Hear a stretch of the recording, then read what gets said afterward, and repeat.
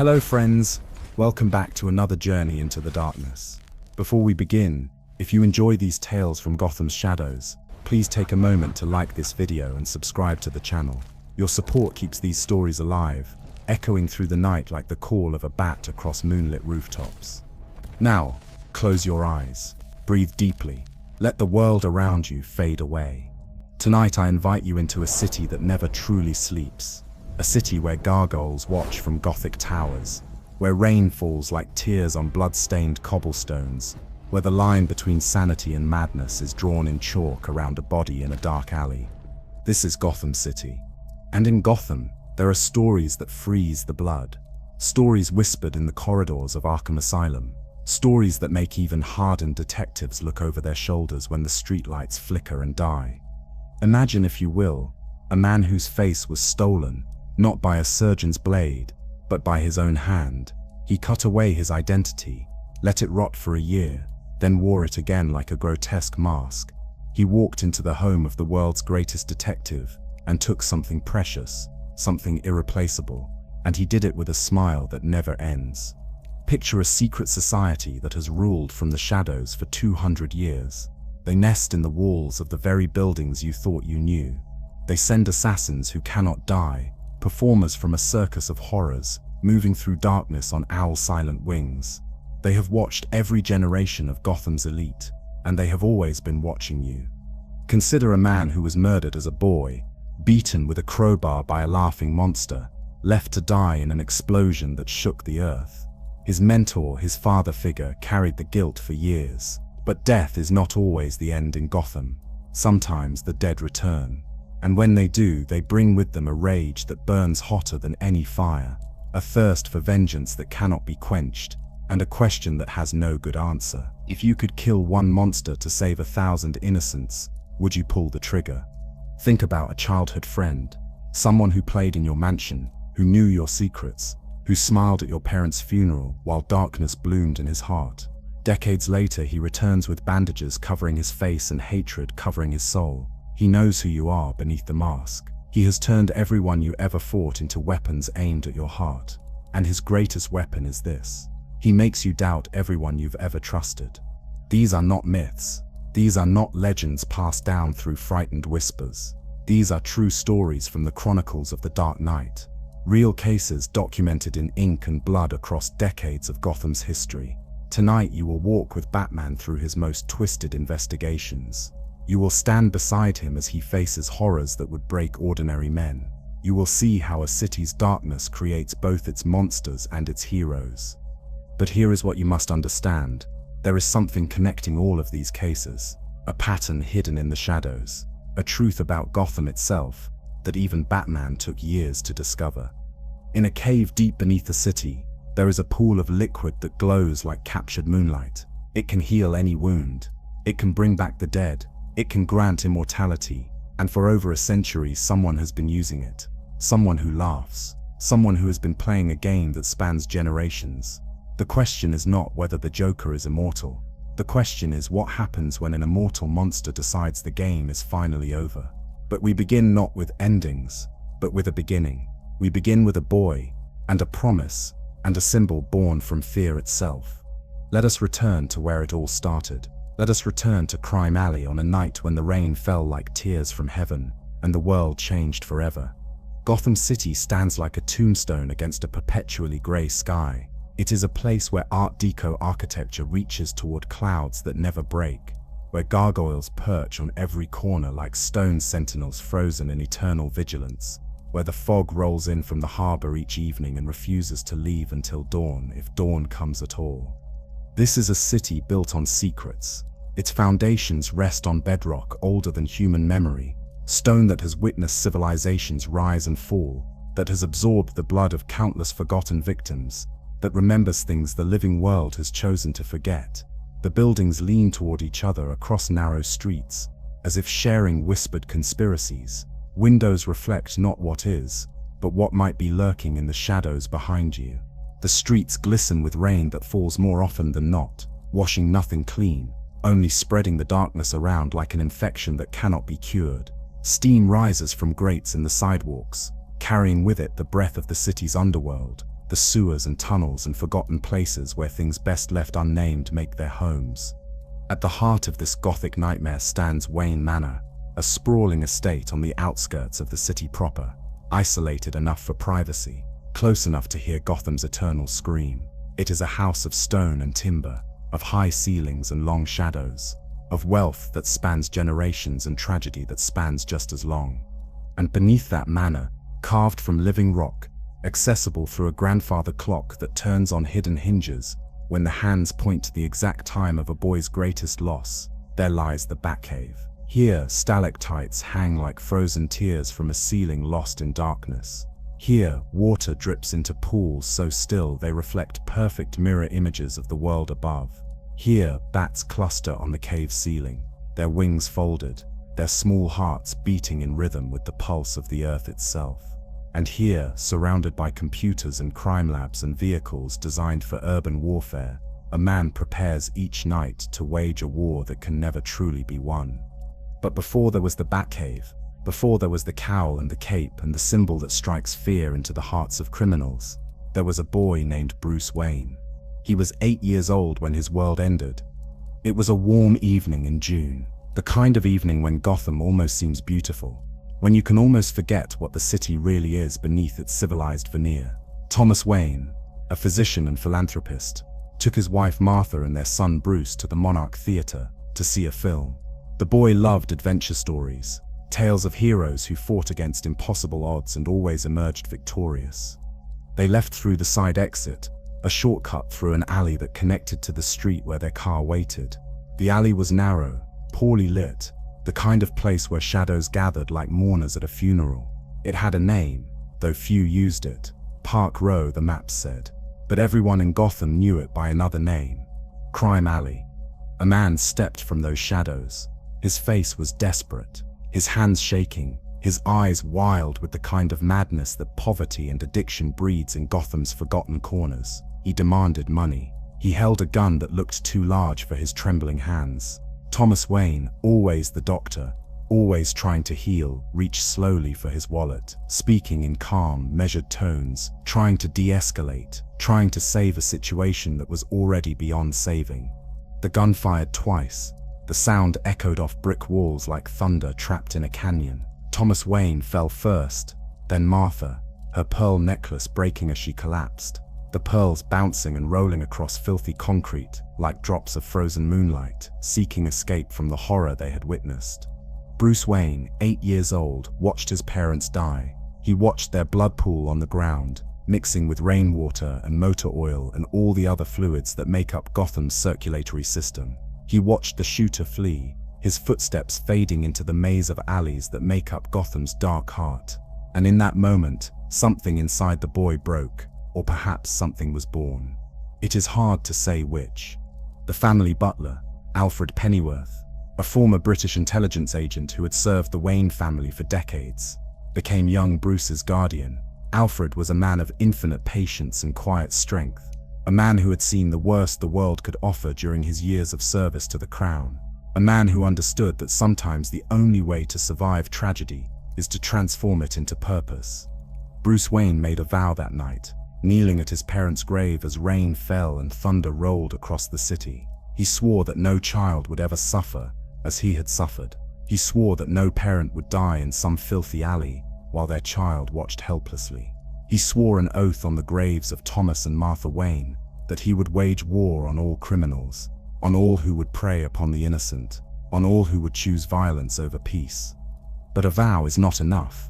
The child's promise, however sincere, is not enough to change a city like Gotham. Bruce Wayne needed to become something more, something that could strike fear into the hearts of a superstitious and cowardly lot, something that could move through shadows as naturally as breathing, something that was more than a man. And so he left Gotham. For years he trained. In the mountains of Tibet, he learned from martial arts masters who could break stone with their hands and catch arrows in flight. In the streets of Paris, he studied criminology with detectives who could read a crime scene the way scholars read ancient texts. In Tokyo, he learned the art of deception and disguise from masters of the theater who could become anyone, anything. In the depths of the Amazonian jungle, he learned to survive with nothing, to adapt to any environment, to push his body beyond what should be humanly possible. He returned to Gotham a changed man. His body was a weapon honed to perfection. His mind was sharper than any blade, trained to see patterns where others saw chaos, to deduce truth from lies, to solve puzzles that left others baffled. But he still needed something more. He needed a symbol. The answer came one night as he sat in his father's study, surrounded by the books and artifacts Thomas Wayne had collected over a lifetime. Bruce was exhausted from his first night attempting to fight crime as a mere man in tactical gear. The criminals had laughed at him. They had not been afraid, and without fear he realized he could not win this war. As if in answer to his unspoken question, a bat crashed through the study window. It flew around the room, its wings creating shadows that seemed to multiply in the lamplight, its small form somehow filling the space with a presence far larger than its size suggested. It perched on the bust of Bruce's father and stared at the young man with eyes that seemed to hold ancient knowledge. Bruce Wayne remembered how bats had frightened him as a child when he fell into the caves beneath the manor. He remembered the fear that had frozen his blood, the primal terror of something emerging from darkness on silent wings, and he understood. Criminals are a superstitious, cowardly lot. They fear what they do not understand. They fear the night and what might lurk within it. Very well, he would become their fear made flesh. He would become a creature of the night. He would become the thing that lurked in shadows and struck without warning. He would become the Bat. Alfred Pennyworth, ever practical, ever supportive, helped him design the suit. Kevlar weave for protection, a cape that could become a glider, boots designed for silence, gloves with reinforced knuckles, a utility belt holding tools for every occasion, and a cowl, black as midnight, with pointed ears that evoked the very creature that had inspired it, with white lenses over the eyes that hid his humanity and suggested something other, something beyond human, something to be feared. The Batcave became his headquarters. The computers analyzed crime patterns. The laboratory developed tools and weapons. The vehicles waited for nights when speed and armor would be required. And every evening as Gotham's respectable citizens locked their doors and prayed for safety, Bruce Wayne would descend into those caves, would don the cowl and cape, and would emerge as something else entirely. He became the Batman, the Dark Knight, the protector Gotham needed, even if it did not yet know to be grateful. And on a rooftop near Gotham's Central Police Headquarters, Commissioner James Gordon, one of the few honest cops in a corrupt department, installed a searchlight with a special lens. When crime overwhelmed the police, when the night grew too dark, when hope seemed lost, they would shine that light into the sky, and emblazoned against the clouds would appear the symbol, a black bat silhouette, wings spread, a summons and a promise. The bat signal, a call to the night's guardian, a warning to those who would do evil, a prayer made of light against the darkness. And the Batman always answered. But what Gordon and the citizens of Gotham did not yet understand was that the darkness of their city ran deeper than any of them imagined. The criminals Bruce Wayne fought in those early nights, the muggers and thieves and mob soldiers, were only the surface. Beneath that surface, Gotham bred something far worse. It bred madness given form. It bred monsters who wore human faces. It bred villains who would test the Batman in ways no martial arts training or detective work could prepare him for. The war had begun, and like all wars, it would be measured not just in victories but in scars, in losses, in the pieces of soul sacrificed on the altar of justice. The first of those monsters was already waiting, already laughing, already planning his debut.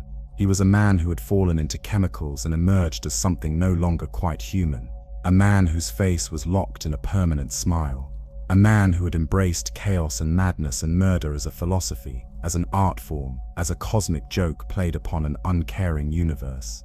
The Joker was coming, and nothing would ever be the same. The first year of Batman's crusade was a baptism by fire. He fought mobsters who controlled entire neighborhoods, corrupt politicians who sold justice to the highest bidder, drug dealers who poisoned the youth of Gotham with substances that promised escape, but delivered only slavery. These were dangerous men, violent men, but they were ultimately understandable men. They wanted money, power, control. their motivations made sense within the twisted logic of criminal enterprise. And then came the night when Batman encountered something that defied all logic, all understanding, all sanity itself. It began with a television broadcast that interrupted every channel in Gotham simultaneously. The mayor was giving a speech about economic development when the screen flickered, went black, and then displayed a face that would haunt the city for generations to come. White skin, not painted but chemically bleached to the color of bone. Green hair that seemed to glow with an otherworldly luminescence. Eyes that sparkled with manic energy and intelligence in equal measure. And a smile. Not a normal human smile, but something stretched beyond the limits of flesh. A grotesque, permanent grin carved into a face by chemistry and madness. The figure on the screen introduced himself simply. "Good evening, Gotham. You may call me Joker, and I have a joke for you. What do you get when you cross a city full of smug, self-satisfied citizens with a man who's decided that life itself is the ultimate comedy? You get what you deserve." He held up a playing card, the Joker from a standard deck, purple and green and mocking. "At midnight tonight, someone will die, and they'll die laughing, because I've decided to share my sense of humor with this dreary city. And trust me, my jokes are to die for." The broadcast ended as abruptly as it began. The mayor's face returned to screens across the city, but his words about economic zones and infrastructure seemed suddenly hollow, pointless in the face of what had just occurred. Commissioner Gordon contacted Batman immediately. The searchlight blazed against the clouds, and within minutes the Dark Knight stood on the roof of police headquarters, cape billowing in the wind that always seemed to blow through Gotham's canyons of concrete and steel. "We've got a problem," Gordon said, lighting one of the cigarettes that would eventually kill him, though that death was still decades away. "Every psychiatrist I've consulted says this isn't a typical criminal. The profile doesn't match anything we've seen. No demands for money, no political agenda, just a promise to kill for the sake of killing." Batman's voice emerged from behind the cowl, gravelly and low, the voice of something not quite human. He called himself Joker. "That's significant. Jokers are wild cards. Unpredictable. They can be anything in the deck, fill any role. We need to assume he's capable of anything." At 11:57 p.m., Henry Claridge, a judge known for his harsh sentences against organized crime, was found in his penthouse apartment. He was laughing. His body was convulsing with laughter so violent it seemed his ribs might break from the force. His face was stretched in a rictus grin, identical to the one worn by the man on television. At midnight precisely, as church bells tolled across the city, Judge Claridge's heart gave out. The medical examiner would later report that he had literally laughed himself to death. But it was the judge's face that told the true horror of the story. Even in death, the smile remained, frozen, permanent, a ghastly mockery of joy that would require a closed casket funeral. The pattern continued. Each night at midnight, another victim. A city councilman, a mob accountant, a television news anchor, each one found laughing uncontrollably, each one dying with that terrible smile locked on their face. And each crime scene contained a calling card, literally, the Joker from a playing deck, sometimes spades, sometimes hearts, always mocking. Batman threw himself into the investigation with an intensity that worried Alfred. He barely slept, barely ate, driven by the knowledge that each night brought another death, another victim claimed by this laughing madman. The detective work led him through a labyrinth of false leads and dead ends. The Joker left clues, but they were riddles wrapped in absurdity, jokes with murderous punchlines. The breakthrough came when Batman analyzed the chemical composition of the toxin found in the victim's systems. It was unlike anything in the databases. A neurotoxin that attacked the nervous system, forcing the facial muscles into that horrific grin while simultaneously triggering uncontrollable laughter. The victim would be fully conscious, fully aware, but unable to stop their body's betrayal as they laughed themselves into cardiac arrest. The chemical signature pointed to one location in Gotham with the facilities and materials necessary to create such a compound. The Ace Chemical Processing Plant on the industrial waterfront, a sprawling complex of towers and tanks and pipes that loomed like a mechanical forest against the night sky. Batman arrived to find the place seemingly abandoned. His footsteps echoed on metal catwalks suspended above vats of chemicals that bubbled and steamed, filling the air with acrid fumes even through his cowl's filters. The plant had been closed for months after a workplace accident, or so the official reports claimed. Now it served as the perfect laboratory for a madman. "I was wondering when you'd find me." The voice came from everywhere and nowhere, amplified by the plant's old public address system. "The great Batman, Gotham's Dark Knight. I've been reading about you, watching you, and I have to say, I'm disappointed. You're so serious, so grim. Don't you ever laugh?" Batman moved through the shadows, tracking the voice to its source. "Show yourself." "Oh, I will. But first, let me tell you a story. It's funny. Well, I think it's funny. You might find it tragic, but that's the thing about comedy and tragedy, isn't it? They're the same thing from different angles." The Joker stepped into view on a catwalk above the largest chemical vat.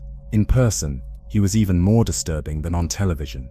The white skin seemed to glow in the dim light.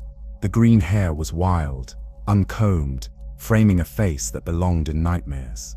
He wore a purple suit, impeccably tailored with a green vest and a flower in his lapel that was almost certainly not just decorative. "There was a man once," the Joker began, pacing back and forth like an actor on a stage, which in his mind he certainly was. A nobody, a nothing. He had dreams of being a comedian, of making people laugh, but the world just wasn't interested in his jokes. His wife was pregnant. Bills piled up. Desperation makes people do stupid things. "Batman, you understand that, don't you?" Batman remained still, analyzing, calculating, looking for an opening. This man, this fool, let himself be talked into a robbery. He wore a stupid costume, a red hood to hide his face, and he led criminals into the Ace chemical plant to rob the playing card company next door. But the Batman showed up. Yes, you were there. Maybe you don't remember. Just another night, just another crime. But for this man, it was the night his whole world ended.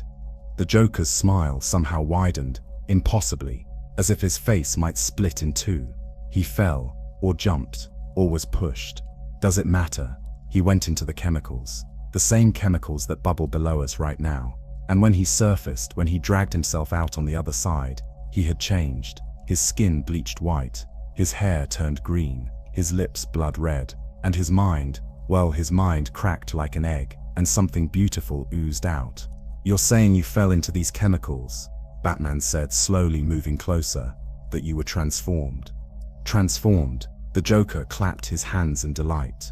"Yes, that's exactly the word. I died in those chemicals, Batman, and I was reborn, reborn without fear, without guilt, without all those tedious moral constraints that keep people like you up at night.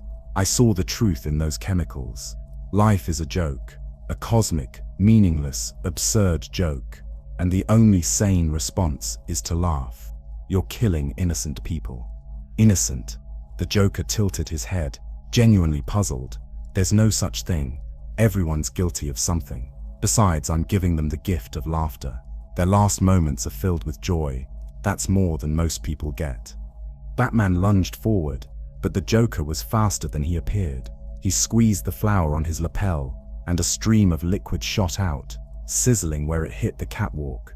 Acid. Batman dodged, and the pursuit began, a deadly dance through the industrial nightmare of the chemical plant. The fight took them across catwalks, and through processing rooms, past vats of chemicals that could dissolve a human body in seconds. The Joker fought with a manic energy, unpredictable, using weapons that seemed designed more for theatrical value than efficiency. Acid squirting flowers, playing cards with razored edges, a cane that delivered electric shocks, and all the while he laughed, that horrible, unending laugh that echoed through the plant like the sound of sanity dying. Batman finally cornered him near the main reservoir tank, the largest vat in the facility, filled with the same chemicals that had supposedly created the monster he now fought. The Joker stood at the edge, arms spread wide as if preparing to take a bow. "Here's the thing about jokes, Batman. The best ones have a twist ending. You thought you were hunting me, but really, I was auditioning you, seeing if you were worthy of being my audience. And I have to say, I'm impressed. You're perfect. The straight man to my comedian. the order to my chaos, the darkness to my laughter. You're going to Arkham Asylum, Batman said, where you'll get the help you need. Help? The Joker's laugh reached a crescendo. I don't need help. I've never been saner. I've seen the truth, and it's hilarious. But here's the real joke, the one that's going to keep you up at night. I know who you are under that mask. I figured it out. It wasn't even hard. Batman's blood ran cold. If the Joker knew his identity, knew he was Bruce Wayne, then Alfred was in danger. Everyone he'd ever cared about was in danger. The Joker saw the reaction and his grin grew wider still. Oh, that got you, didn't it? But here's the punchline, the twist that makes it all worthwhile. I don't care. I don't want to know. Bruce Wayne, John Smith, whoever you are under there, it doesn't matter, because you're not a person to me. You're an idea. You're the Batman. And the Batman needs the Joker just as much as the Joker needs the Batman. We're going to do this dance forever, you and I, until one of us dies. And maybe not even then. He tipped backward, falling toward the chemical vat, arms spread like wings. Batman lunged, caught his wrist, pulled him back from the edge. The Joker dangled there for a moment, suspended over the churning chemicals, looking up at Batman with something that might have been gratitude or might have been disappointment. See? The Joker said softly. You won't let me die. You won't kill me. That's what makes you the hero. That's what makes this fun. Batman pulled him up, subdued him, bound him with restraints reinforced enough to hold someone with the Joker's unexpected strength. Gordon arrived with police backup, and they transported the Clown Prince of Crime to Arkham Asylum, the psychiatric facility on the outskirts of Gotham that housed the criminally insane. In the back of the police van, the Joker smiled his eternal smile and hummed a tune that might have been a lullaby or might have been a funeral dirge. Batman watched the van disappear into Gotham's perpetual fog and felt something he had not felt since that night in Crime Alley. Fear. Not fear for himself, but fear of what this encounter meant. The Joker was right about one thing. He was unlike any criminal Batman had faced before. There was no reasoning with him, no rehabilitating him, no understanding his madness through logic or psychology. He was chaos incarnate, a force of nature wearing a man's face. And somewhere in the darkness of Batman's mind, a question formed that would haunt him for years to come. Did Gotham create the Joker? Or did the Joker simply reveal what Gotham had always been underneath its civilized surface? Was the madness always there, waiting in those chemicals, waiting in the city's bones, waiting for someone to fall in and emerge transformed? Alfred was waiting when Bruce returned to the cave, as he always was.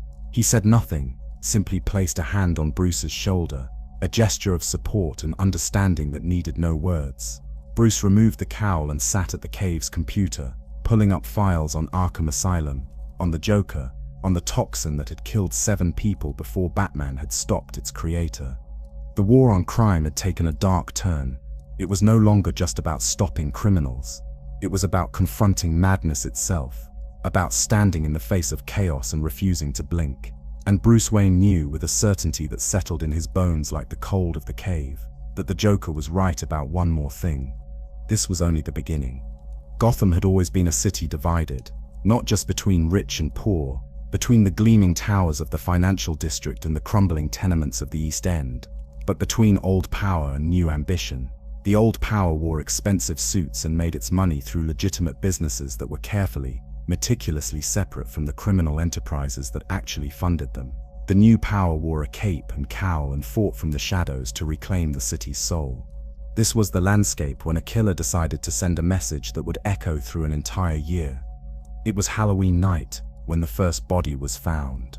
Johnny Vitti, nephew of Carmine Falcone, the undisputed kingpin of Gotham's organized crime.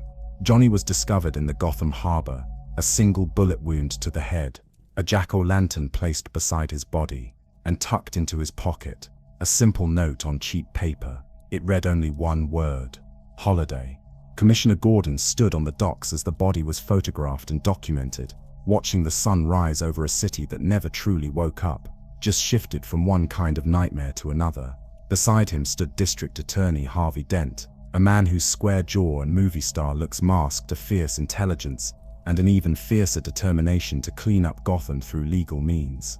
and watching from the shadows, invisible to everyone except Gordon, who had learned to sense his presence, was Batman. "This is different," Gordon said, lighting a cigarette with hands that trembled slightly from too much coffee and too little sleep. "The mob doesn't kill family members. It's against their code. And this presentation, leaving the body where it would be found, the pumpkin, the note, this is someone making a statement." Harvey Dent crouched beside the body, careful not to disturb the evidence, his prosecutor's mind already building a case even though they had no suspect. A statement against the Falcone family specifically. Johnny Viti was nobody special, just another soldier in the Romans' army, but he was blood. This killer is saying that nobody is safe, not even family. From the shadows, Batman's voice emerged like gravel grinding. The note said holiday, not happy Halloween, just holiday. This wasn't about Halloween specifically, it was about the date itself, marking a calendar. Gordon turned to where the voice had come from, addressing the darkness because the Batman rarely stepped fully into light. "You think there'll be more?" "I'm certain of it." And Batman was right. Thanksgiving arrived, and with it came another body. Milos Grappa, one of the Irish mobsters who had been trying to muscle in on Falcone territory, found in his restaurant with a bullet wound identical to the first victim, a turkey placed on the table in front of his cooling corpse, and another note, holiday. The pattern became clear, and with each holiday, the body count grew. Christmas brought not one but two victims, as if the killer was feeling generous with the season. New Year's Eve, another death, another holiday calling card. The Romans' organization was being systematically dismantled, one holiday at a time, one bullet at a time.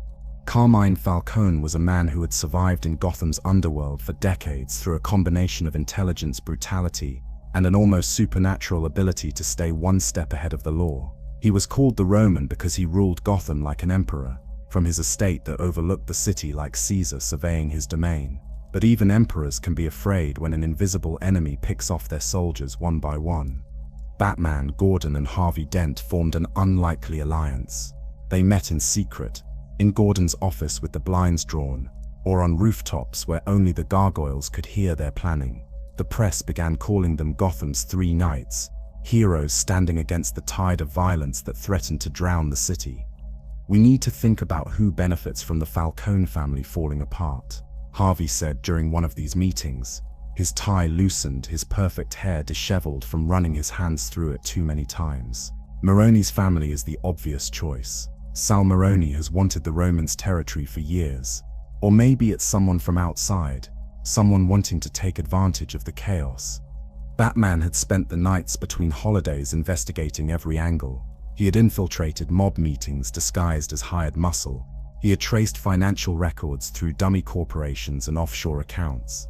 He had analyzed the ballistics reports on the bullets, all fired from the same gun, a .22 caliber pistol, the kind of weapon that was untraceable, common, easy to dispose of. And he had studied the psychology of the killer, trying to understand what kind of mind picks holidays as murder dates. "It's personal," Batman finally said. "The killer has a connection to Falcone. This isn't business. It's revenge dressed up as business." As winter turned to spring, the holidays kept coming, and so did the bodies. Valentine's Day brought a murder at a wedding, the bride and groom finding death instead of their reception. Patrick's Day claimed a victim outside an Irish pub, the green beer inside mixing symbolically with the red blood outside. Easter Sunday saw another Falcone soldier dead, found in a church, a twisted mockery of resurrection. But while Batman and Gordon hunted for holiday, they failed to see the other transformation happening right in front of them. Harvey Dent was unraveling.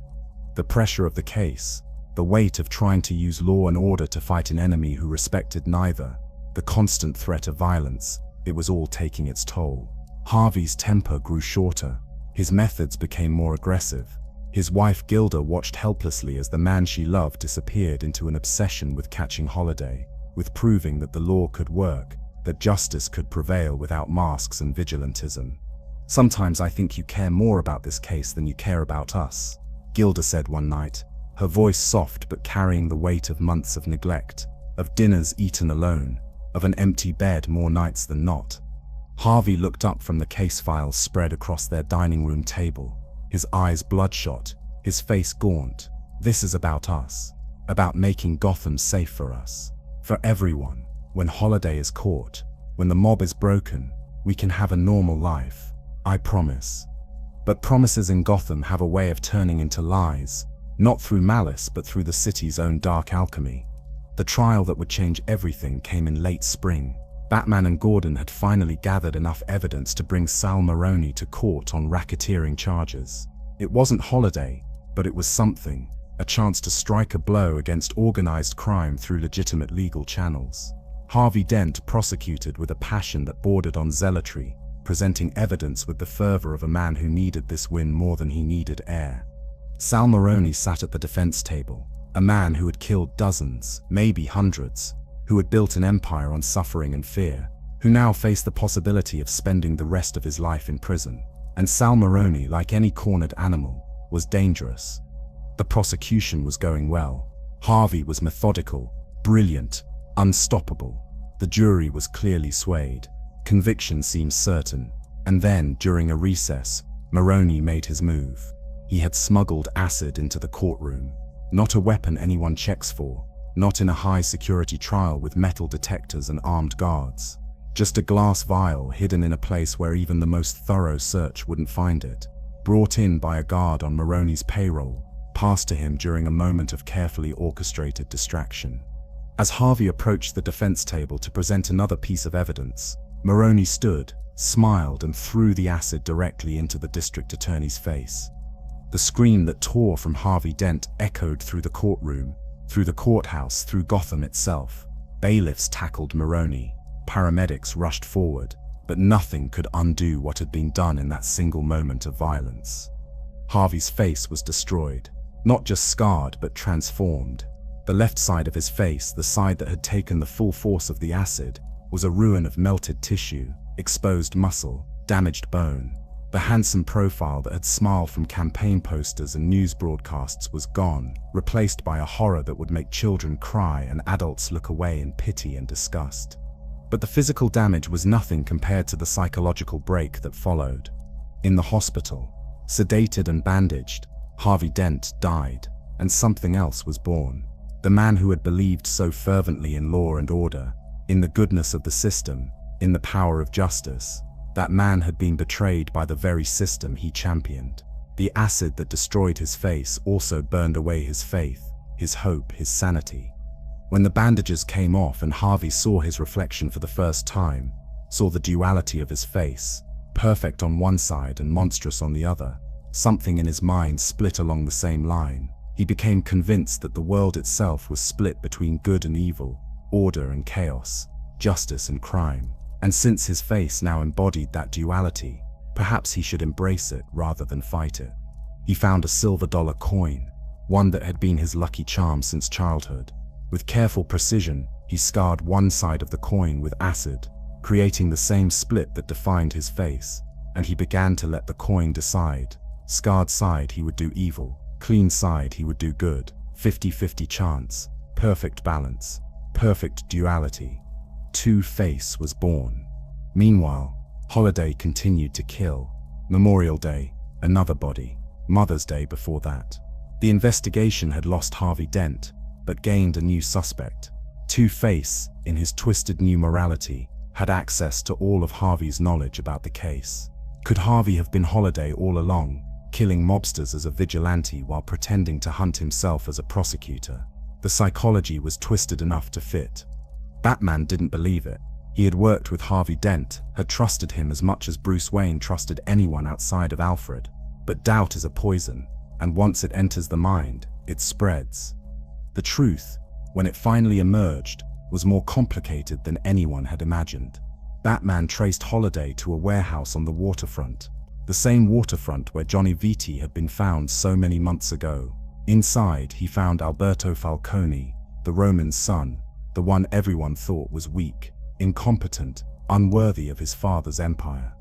Alberto stood among evidence of his crimes, trophies from each kill, the gun that had fired every bullet. "I did it for respect," he said, his voice carrying the pain of a lifetime of disappointment. "My father never thought I was strong enough, never thought I could be a real Falcone, so I became Holiday. I tore down his empire to prove I could build my own.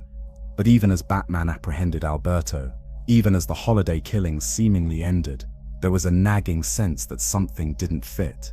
The psychological profile was wrong. The early kills had a different quality than the later ones. And when detectives finally interviewed Gilda Dent, Harvey's wife, the full truth emerged in her confession.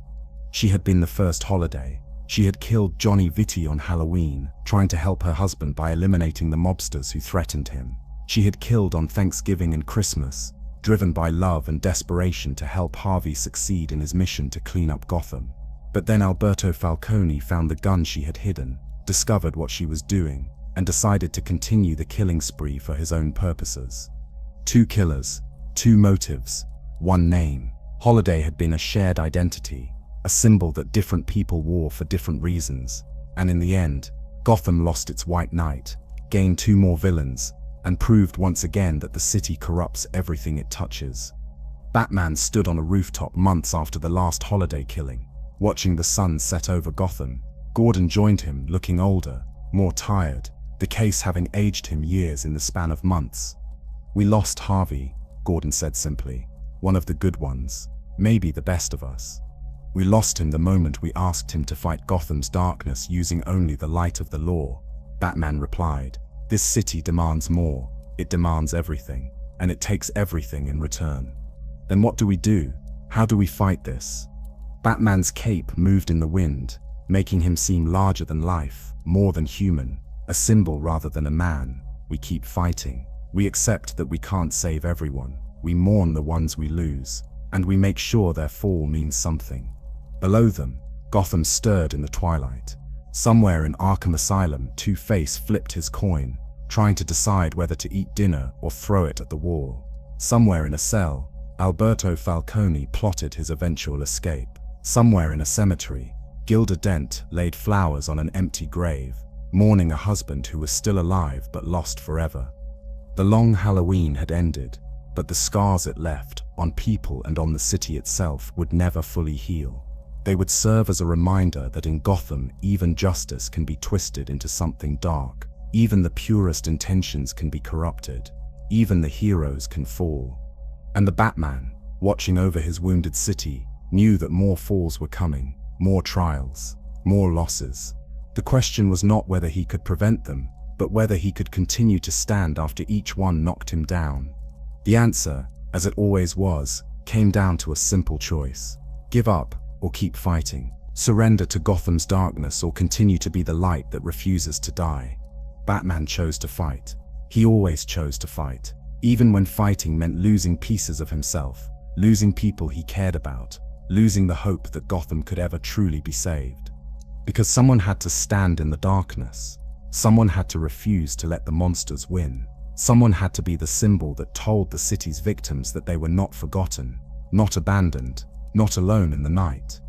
That someone was Batman, and he would keep his vigil no matter the cost, until either Gotham was saved or he had nothing left to give. The city didn't deserve him, but that had never been the point. Some nights in Gotham are quiet, the kind of quiet that makes you nervous because you know it won't last. The kind of quiet that feels like the city is holding its breath, waiting for something terrible to happen. This was one of those nights. Arkham Asylum sits on the edge of Gotham like a tombstone marking where the city's sanity ends. Behind its walls, the criminally insane wait in cells that are never quite secure enough, plot escapes that are never quite impossible enough, and dream dreams that should never see daylight. On this particular night, one of those dreams became reality. The Joker escaped, again. But this time was different. This time, he had a plan that went beyond robbery or murder, or even his usual chaos for chaos' sake. This time, the Clown Prince of Crime wanted to prove a point, to demonstrate a philosophy he had developed during his long hours in his cell. And to prove this point, he needed a test subject. Someone strong, someone moral, someone who represented everything opposite to what the Joker believed about human nature. He chose Commissioner James Gordon. Batman received the alert from Arkham at 11:47 p.m. By midnight, he was standing in the Joker's empty cell, analyzing the escape route, reading the clues left behind like a twisted trail of breadcrumbs. The Joker wanted to be followed. He always did. The game was no fun if Batman didn't play. But while Batman investigated, the Joker was already making his move. Barbara Gordon, the commissioner's daughter, was home alone in her apartment. She was young, brilliant, athletic, and had recently taken up her own form of vigilantism as Batgirl. Though her father didn't know about this double life, she was researching a case on her computer, lost in thought when she heard the doorbell ring. Looking through the peephole, she saw what appeared to be a flower delivery man. Strange for this time of night, but Gotham was strange, and perhaps her father had sent something. She opened the door with the chain still attached, ready to accept the delivery through the gap. The Joker's fist smashed through the wood beside her face.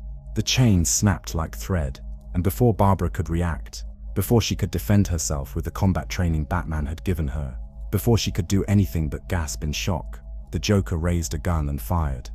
The bullet tore through Barbara's spine at the lower lumbar region. She collapsed instantly, feeling her legs go numb, feeling something fundamental break inside her body, and as she lay there, unable to move, staring up at the grinning face of Gotham's worst nightmare, the Joker aimed a camera at her and began taking photographs. "Smile for the camera, sweetie," he said, his voice carrying that manic cheerfulness that made every word sound like a punchline to a joke. Only he understood. "You're going to be famous. Well, parts of you will be." He took dozens of photos. Barbara bleeding, Barbara crying, Barbara in pain and helpless and terrified. Each flash of the camera felt like another violation, another theft of dignity. And then he simply left, leaving her there on the floor of her apartment, leaving her to drag herself to the phone and call for help, leaving her alive because death would have been too merciful for what he had planned. Commissioner Gordon arrived home to find his daughter being loaded into an ambulance, conscious but in shock, unable to feel anything below her waist. The doctors would later confirm what Gordon already knew in his heart. The bullet had severed her spinal cord. Barbara Gordon would never walk again. And before Gordon could even process this horror, before he could ride with his daughter to the hospital, before he could do anything a father should do in such a moment, a van pulled up. Men in grotesque clown masks emerged. They grabbed Gordon, threw a bag over his head, and dragged him into the darkness. When the bag was removed, Gordon found himself in an abandoned amusement park on the outskirts of Gotham. The kind of place that had been cheerful once, bright with lights and laughter, but now stood as a monument to decay. Rides that hadn't moved in decades creaked in the wind. Cotton candy machines were rusted silent. The funhouse mirrors reflected only darkness. And standing in the center of this graveyard of joy was the Joker, arms spread wide, welcoming Gordon to what he called the greatest show on earth. "Welcome, Commissioner," the Joker said, bowing theatrically. "You're probably wondering why I've brought you here. Well, I have a thesis, a theory about human nature, and you're going to help me prove it." Gordon was stripped of his clothing, left in only his underwear to add humiliation to trauma. He was placed on a rickety roller coaster, strapped in, and sent through a tunnel of horrors. Along the walls were projected the photographs the Joker had taken. Barbara bleeding, Barbara suffering, Barbara helpless.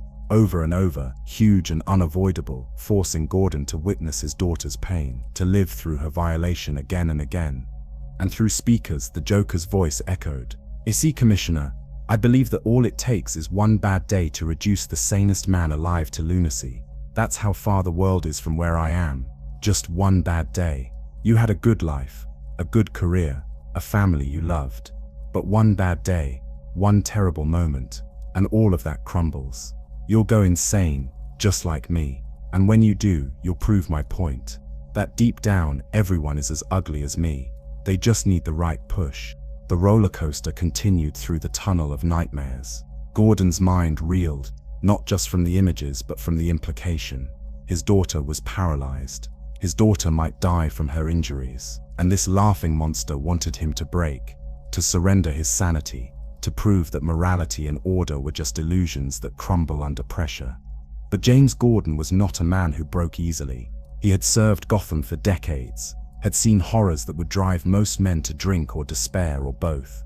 He had faced down mobsters and killers and corrupt politicians, and he had stood beside Batman, had learned from the Dark Knight that sometimes the only way to fight darkness is to refuse to let it consume you.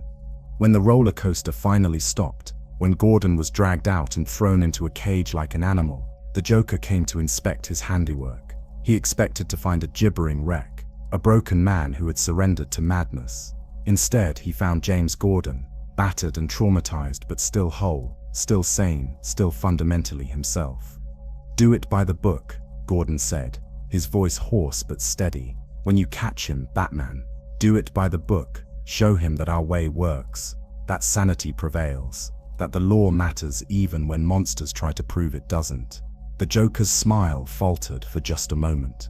His entire philosophy, his justification for every murder and atrocity, was based on the belief that everyone was one bad day away from becoming him, and here was living proof that he was wrong, that strength existed, that morality could survive even the worst trauma.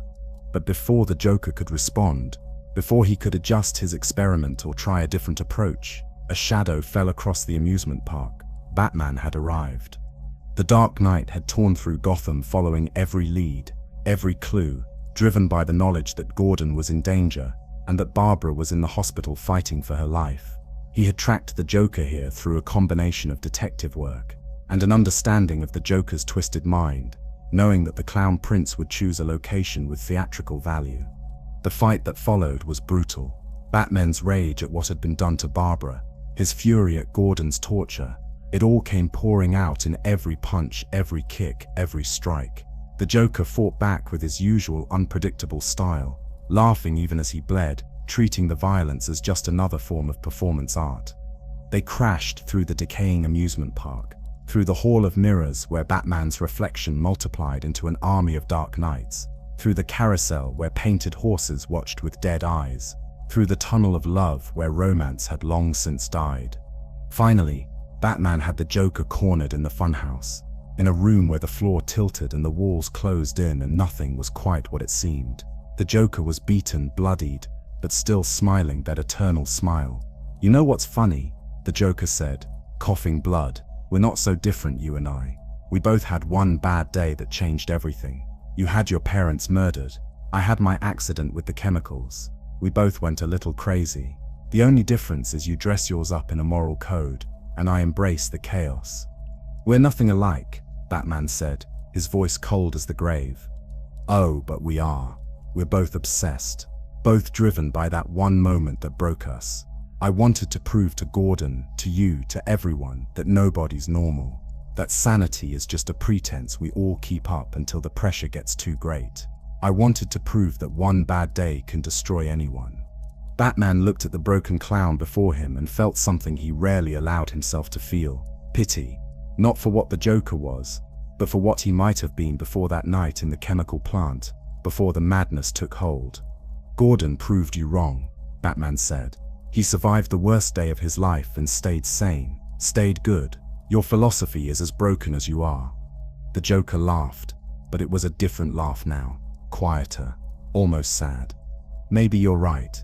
Maybe I am wrong, but here's the thing, Batman. Even if I'm wrong, even if Gordon proved that people can survive their bad days, it doesn't change what I am. I can't go back. I can't be who I was before. The joke's been told, the punchline's been delivered, and neither of us can undo it." Then the Joker did something unexpected. He told Batman a joke.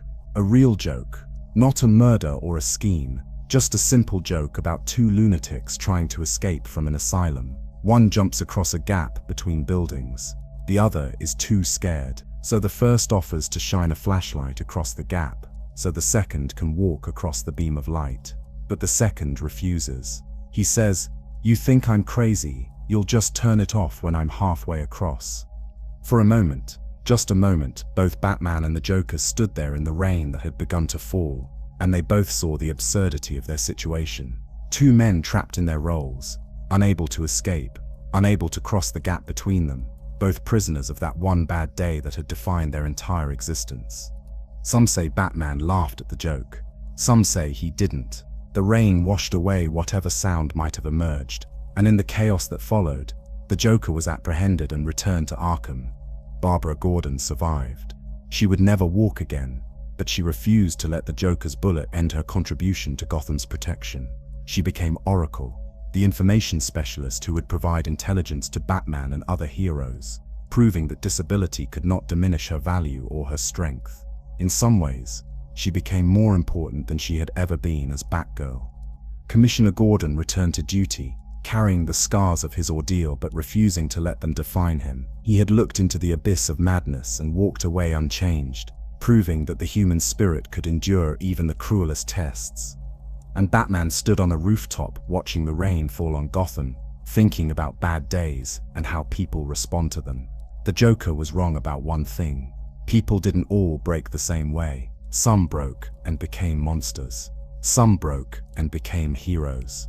And some, like Gordon, bent but never broke at all. But the Joker was right about something too. That one bad day in Crime Alley had defined Bruce Wayne's entire life. It had created Batman. And in creating Batman, it had created the need for Batman, the endless war against crime that would consume every night for the rest of his life.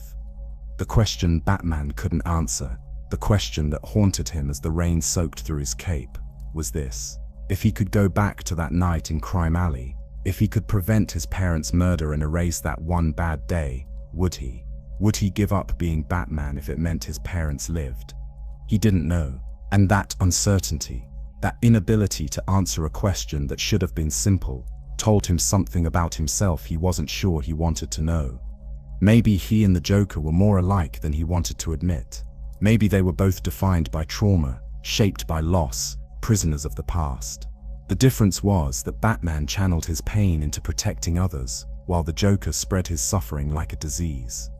That difference, Batman told himself, mattered. It had to matter, because if it didn't, if the outcome was the only thing that separated hero from villain, then what was the point of the symbol? What was the point of the mission? Alfred was waiting in the cave when Bruce returned, as he always was. He had already heard about Barbara, about Gordon, about everything that had happened. He said nothing, just handed Bruce a towel and a cup of tea, small gestures of normalcy in a night that had been anything but normal. "Will Miss Barbara recover?" Alfred asked quietly. "Physically, yes. She's strong, stronger than the Joker knew. And Commissioner Gordon, the same. He proved something tonight, Alfred. He proved that goodness can survive anything, that sanity isn't as fragile as the Joker thinks." Alfred nodded, relief evident on his weathered face. Then he looked at Bruce with eyes that had seen too much pain in service to the Wayne family. "And you, Master Bruce, what did tonight prove to you?" Bruce was quiet for a long moment, staring at the cave's waterfall, watching the water cascade endlessly down. It proved that the fight is worth it, that the monsters don't always win, and that maybe, just maybe, Gotham has a chance, as long as people like Gordon refuse to break. But even as he said the words, even as he tried to believe them, Bruce Wayne couldn't shake the image of the Joker's face as he told that joke about the two lunatics and the flashlight beam. Two beings trapped on opposite sides of a gap, unable to trust each other enough to cross, unable to escape their mutual prison. The city slept outside, unaware of how close it had come to losing one of its best defenders. Tomorrow would bring new crimes, new villains, new battles. But tonight Batman allowed himself a moment of rest, knowing that Barbara Gordon would rise from her tragedy stronger than before, that James Gordon would continue to be the moral center of Gotham's law enforcement, and that the war against darkness would continue. Because that's what heroes did. They continued, they persisted, they refused to let the bad days win, even when those bad days created them in the first place. There are some villains who want money, some who want power, some who want chaos. And then there are the villains who want something far more personal. They want to break you, not kill you because death is too quick, too merciful. They want to destroy everything you are, and make you watch as it all crumbles. Bane was that kind of villain. He came from a place called Santa Prisca, a Caribbean island nation, where the prisons were so brutal that merely surviving them was considered an achievement. Bane was born in that prison, serving a life sentence for crimes his father had committed. From the moment he took his first breath, he was a prisoner. He grew up in darkness, surrounded by the worst criminals humanity had to offer, learning survival skills before he learned to walk properly. But Bane was not like other prisoners. He had a mind that was brilliant, strategic, capable of learning languages and philosophies and combat techniques just from watching and listening. He turned the prison into his university, and every inmate into either a teacher or a victim. By the time he was a young man, he ruled the prison absolutely. The guards feared him, the prisoners worshipped him, and the government decided he was too dangerous to simply contain. They needed to test a new drug, a super steroid called Venom, that enhanced strength and endurance, but came with terrible side effects, addiction and death being the most common. They chose Bane as their test subject, not caring if he lived or died. They pumped the green liquid into his veins through a series of tubes connected directly to his brainstem, making him dependent on regular doses just to stay alive. The drug should have killed him. It killed every other test subject. But Bane's will was too strong, his determination too fierce. He not only survived, he thrived.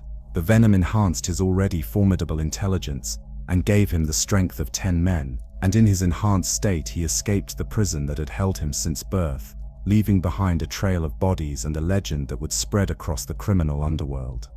Bane had only one goal now: to prove he was the best, to conquer, and he had chosen his target carefully.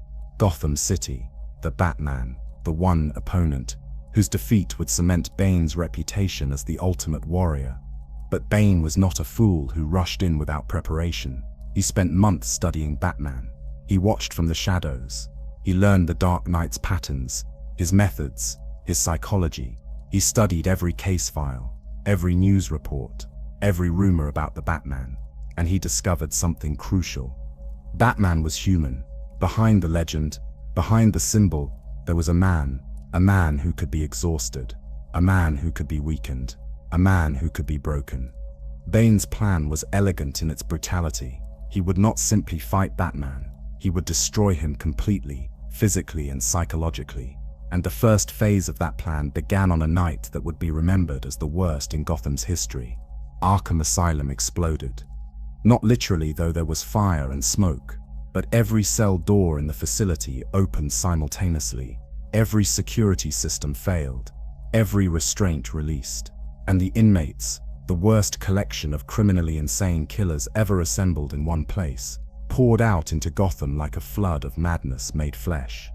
The Joker walked out laughing. Scarecrow emerged with his fear toxin ready. Poison Ivy left trailing vines that would strangle anyone who came close. The Riddler, the Mad Hatter, Zaze, Firefly, Cornelius Stirk, Amygdala, every twisted mind that Batman had put away over the years, they all escaped at once. And standing outside the asylum, watching his handiwork with satisfaction, was Bane.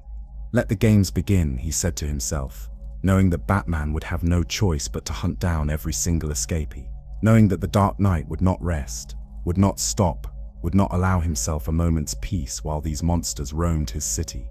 And Batman did exactly what Bane predicted. For 3 months, Batman barely slept. He fought villain after villain, case after case, never stopping, never resting. He recaptured the Joker after a hostage situation at a television station. He stopped Scarecrow from poisoning the water supply with fear toxin. He prevented Poison Ivy from turning Robinson Park into a carnivorous jungle. He solved the Riddler's death traps and saved the victims before they could be killed. Each night brought a new crisis. Each dawn found Batman more exhausted than the night before. Alfred begged him to rest, to let the police handle some of it, to accept that he couldn't be everywhere at once. But Bruce refused. This was his responsibility. These were his villains. Gotham was his city, and he would protect it no matter the cost. "Master Bruce, you've been awake for 48 hours, Alfred said one morning, watching Bruce stumble into the cave after another night of fighting. "Your body has limits. Even you cannot ignore them forever." "Gotham needs me," Bruce replied, his voice hoarse from exhaustion. "Just a few more, just until they're all back in Arkham." But there was always one more, always another emergency, always another villain that only Batman could stop. And with each passing night, Batman grew slower, weaker, less effective. His reflexes dulled, his deductions took longer, his punches had less impact. He was running on fumes, on willpower alone, on the stubborn refusal to admit that he was human. Bane watched it all from the shadows. He had orchestrated this perfectly. Every Arkham breakout, every villain causing chaos, It was all designed to exhaust Batman, to weaken him, to bring the legendary Dark Knight down to the level of an ordinary, tired, broken man. And when Batman finally captured the last escapee, when he thought he could finally rest, Bane struck. Batman returned to Wayne Manor in the early hours of the morning. He had been awake for 72 hours straight. Every muscle ached. Every bone felt like lead. He could barely stand as he entered through the secret entrance that led to the Batcave. All he wanted was to collapse onto a cot and sleep for a week. But someone was waiting for him in the cave. At first, Bruce thought it was a hallucination brought on by exhaustion. A massive figure stood in the center of the Batcave. A man nearly 7 feet tall with muscles that seemed to ripple with barely contained power. He wore a mask that covered the lower half of his face, tubes running from it to a device on his back that pumped venom directly into his system. And his eyes, intelligent and cold, fixed on Batman with the intensity of a predator who had finally cornered his prey. "Batman," the man said, his voice accented but clear, carrying an odd formality. "I am Bane, and I have come to break you." Bruce tried to react, tried to defend himself, but his exhausted body betrayed him. Bane moved with shocking speed for someone so large, crossing the distance between them in seconds. His fist connected with Batman's jaw, and Bruce felt something crack. He stumbled backward, trying to raise his guard, trying to find the energy to fight. But there was nothing left to give. Bane systematically dismantled him. Every punch landed with the force of a sledgehammer. Every kick drove the air from Batman's lungs. And all the while Bane talked, explaining his plan, describing how he had studied Batman, how he had orchestrated the Arkham breakout specifically to weaken him. "I did not want to fight you at your best," Bane said, catching Batman's weak punch and twisting his arm until bones ground together. "Where is the victory in that? No, I wanted to prove that even at your weakest, even broken and exhausted, you are still less than me. That the legend of the Batman is just that. A legend, and legends can be shattered." Batman tried every technique he knew, every fighting style he had mastered, every strategy he had developed over years of combat. But it was useless. His body wouldn't respond. His muscles were too tired. His mind was too foggy from lack of sleep. And Bane was too strong, too fast, too prepared. The fight moved through the Batcave, past the computer systems and the trophy room in the medical bay. Blood dripped from Batman's mouth, from cuts above his eyes, from a gash on his forehead. His ribs were cracked, possibly broken. His left arm hung at an odd angle, and still Bane came, relentless, unstoppable, like a force of nature in human form. Alfred tried to intervene, rushing from the manor with a shotgun, but Bane simply backhanded him across the cave. The loyal butler crashed into equipment and lay still, unconscious but breathing, and Batman, seeing Alfred hurt, found one last reserve of strength, one final burst of desperate energy.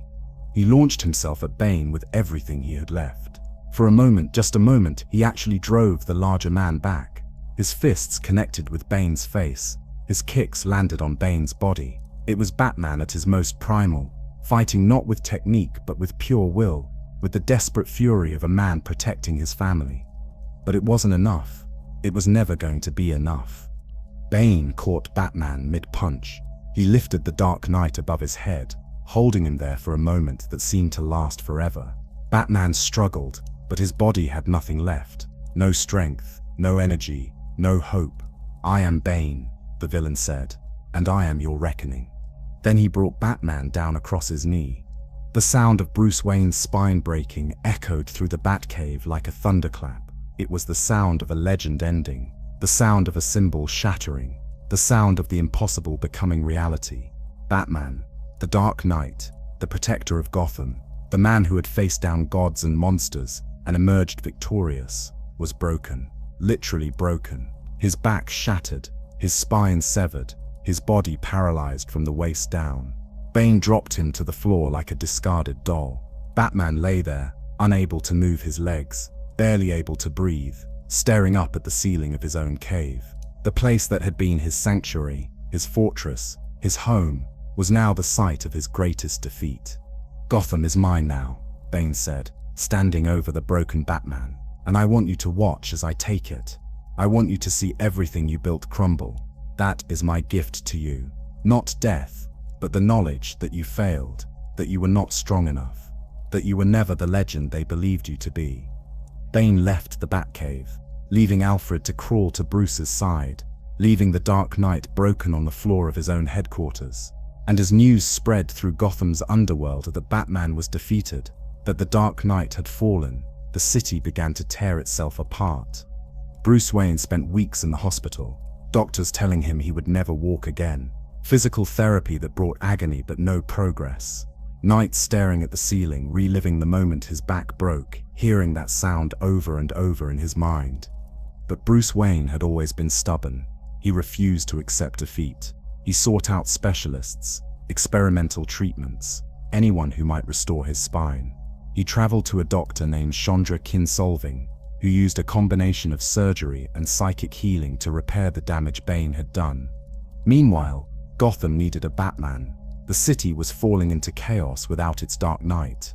Bruce, unable to wear the cowl himself, made a decision he would later regret. He chose Jean-Paul Valley, a man who had been genetically engineered and mentally conditioned by an ancient order called the Order of St. Dumas, to be an assassin called Azrael, to take over as Batman. At first, Valley seemed to perform well. He stopped crimes, caught criminals, kept the peace. But slowly the mental conditioning began to reassert itself. Valley became more violent, more brutal. He added armor to the Batsuit, weapons to the utility belt. He stopped being a symbol of justice and became an angel of vengeance, punishing rather than protecting. Bruce watched in horror as his symbol was corrupted, as everything he had built was twisted into something dark and cruel. But he was still healing, still unable to walk, unable to stop the transformation of Batman from hero to executioner. It took months, but Bruce eventually healed. Through sheer force of will and the skill of Dr. Kinsolving, his spine was repaired. He learned to walk again, then to run, then to fight.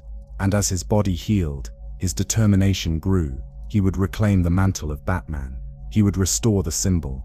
He would prove that Bane had not broken him, only bent him, and that he was stronger for surviving. The confrontation with Jean-Paul Valley was brutal. Valley, lost in his conditioning, refused to give up the cowl. He saw himself as a better Batman, one willing to do what Bruce would not, to kill if necessary, to rule through fear rather than inspire through justice.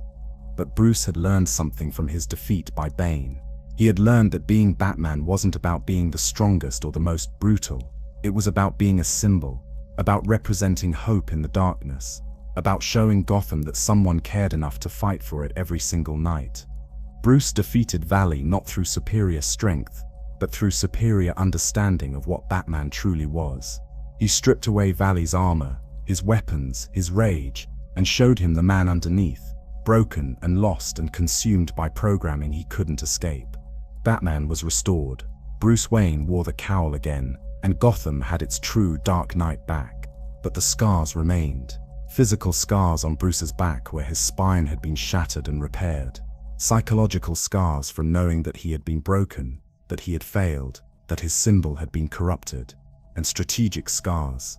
Lessons learned about the dangers of pushing himself too far, of trying to do everything alone, of believing in his own invincibility. Bane had wanted to break Batman. In some ways he succeeded. The Batman who emerged from that experience was different, more cautious, more aware of his own limitations. But in other ways, Bane failed completely. Because Batman was more than just Bruce Wayne's body. It was an idea, a symbol, a promise to Gotham that someone would always stand against the darkness.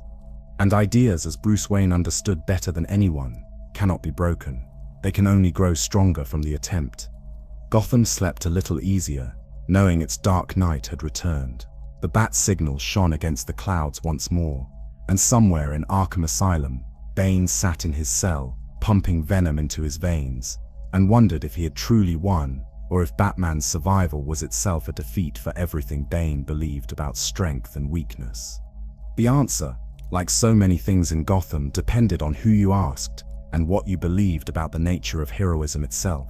There are enemies who emerge from shadows you've never seen, and then there are enemies who emerge from shadows you thought were safe, from memories you believed were innocent, from a past you assumed was understood. The latter kind of enemy is far more dangerous because they know you in ways strangers never could. Tommy Elliot was Bruce Wayne's childhood friend. They grew up together in the rarefied world of Gotham's elite, two boys from wealthy families who played in mansion gardens and attended the same private schools. They shared secrets the way children do, made promises about the future, imagined adventures they would have when they grew up. Tommy was the one person outside of his parents that young Bruce trusted completely. But what Bruce didn't know, what he couldn't have known, was that Tommy hated him. Not the casual jealousy of childhood, but a deep, consuming hatred that poisoned every moment of their friendship. Tommy looked at Bruce's life and saw everything he wanted but couldn't have. Bruce's parents loved him unconditionally. The Wayne family was respected, admired, powerful, not just through wealth but through genuine contribution to society. Meanwhile, Tommy's parents were cold, distant, their wealth built on manipulation and cruelty behind closed doors. When Tommy was a boy, barely older than 10, he made a decision that would define the rest of his life. He cut the brake lines on his parents' car, not in a moment of rage or passion, but with cold calculation, planning it carefully, executing it perfectly. The car crashed, his father died, but his mother survived. And the one person who saved her, who performed the surgery that kept her alive, was Dr. Thomas Wayne. Tommy never forgave Bruce's father for that. In his twisted logic, Thomas Wayne had stolen Tommy's chance at freedom, at inheriting his family's wealth without parental control, at becoming the master of his own destiny. And by extension, Tommy blamed Bruce for simply existing in a family that cared, that intervened, that represented everything Tommy could never have. The hatred festered for years. Tommy became a surgeon like Thomas Wayne, not out of admiration but out of mockery, learning to cut and heal so he could eventually cut and harm. He watched from a distance as Bruce's parents were murdered, and while Gotham mourned, Tommy celebrated privately. Finally, Bruce would know loss. Finally, Bruce would understand pain. But then Bruce became Batman. He transformed his tragedy into purpose, his pain into power. He became a symbol, a legend, someone who mattered far beyond mere wealth or status. And Tommy's hatred evolved into obsession. It wasn't enough to hate Bruce Wayne anymore. Now he had to destroy Batman as well. Tommy Elliot became Hush, a name chosen for its simplicity and its meaning. Hush, be quiet, keep secrets, conceal identity. It was perfect for someone who would operate from the shadows, who would use disguise and deception as weapons, who would turn Batman's own methods against him. The plan Hush conceived was masterful in its complexity. He would not simply attack Batman directly. That was the mistake other villains made, trying to overpower or outwit the Dark Knight in direct confrontation. No, Hush would orchestrate a conspiracy so elaborate that Batman wouldn't see the truth until it was too late. He would use every villain, every ally, every piece of Batman's world as weapons against him. It began with the Riddler. Edward Nygma had been a constant thorn in Batman's side for years, leaving clues and riddles at crime scenes like signatures on his work. But the Riddler had recently discovered something that made all his previous crimes seem like child's play. Through careful observation and deduction, through analyzing Batman's movements and patterns, through connecting pieces that no one else had thought to connect, the Riddler had discovered Batman's greatest secret. He knew that Batman was Bruce Wayne. The Riddler sat on this information for weeks, trying to decide what to do with it. Should he reveal it to the world? Use it for blackmail? Simply kill Bruce Wayne in his sleep? But every option seemed insufficient, anticlimactic for a secret this monumental. And that's when Hush approached him with an offer. Use the information to destroy Batman completely. Not kill him, but break him psychologically, strategically, emotionally, turn his own life into a puzzle he cannot solve. And in exchange, the Riddler would have the satisfaction of being part of Batman's ultimate defeat. The Riddler agreed. The conspiracy began with small incidents. Poison Ivy used her mind control abilities on Catwoman, turning one of Batman's closest allies into an enemy. Harley Quinn attacked with unusual precision, as if someone was feeding her tactical information. Killer Croc emerged from the sewers at exactly the right moment to intercept Batman during another investigation. Each incident seemed random, but Batman's detective instincts told him something was wrong. There was a pattern, a coordination that suggested a mastermind behind the chaos. Then came the moment that nearly broke Batman's resolve entirely. Jason Todd appeared. The second Robin, the boy who had died at the Joker's hands years ago, beaten with a crowbar and left in an exploding warehouse. Bruce had carried that guilt every day since. The knowledge that he had failed to save his adopted son, that Jason had died because Bruce had brought him into this war. But now Jason stood on a Gotham rooftop, alive, whole, as if death had been just another temporary inconvenience. He spoke with Jason's voice, moved with Jason's mannerisms, knew things only Jason could know. Batman's analytical mind told him it was impossible, that the dead don't return, that this had to be a trick, a deception. But his heart, the part of him that was still Bruce Wayne, wanted desperately to believe. "Bruce," Jason said, using the name that no one should know, confirming the Riddler's discovery. "I'm back. I found a way. We can be a family again." Batman investigated frantically, using every scientific method, every detection device. DNA tests confirmed it was Jason Todd. Fingerprints matched. Retinal scans were identical. Every piece of evidence said this was real, that somehow, impossibly, Jason had returned from death. But it was all a lie. The Jason Todd that appeared was Clayface, the shape-shifting villain who could mimic anyone perfectly down to the cellular level. Hosh had hired him, provided him with samples of the real Jason's DNA to integrate into his malleable form, coached him on Jason's speech patterns and memories. It was a perfect deception designed to exploit Batman's greatest guilt and deepest hope. While Batman was distracted by the possibility of Jason's return, Hush moved against him on multiple fronts. He attacked Batman's allies, targeting Nightwing, Robin, Oracle, anyone who stood in the Bat family. He manipulated Gotham's criminals into coordinated attacks that stretched Batman's resources thin, and he waited for the moment when Batman would be most vulnerable, most desperate, most willing to believe in something impossible. The confrontation came in an alley, symbolically chosen, Crime Alley, where Bruce's parents had died, where Batman had been born from tragedy. Hosh revealed himself there, unwrapping the bandages that covered his face to show features that were surgically altered but still recognizable.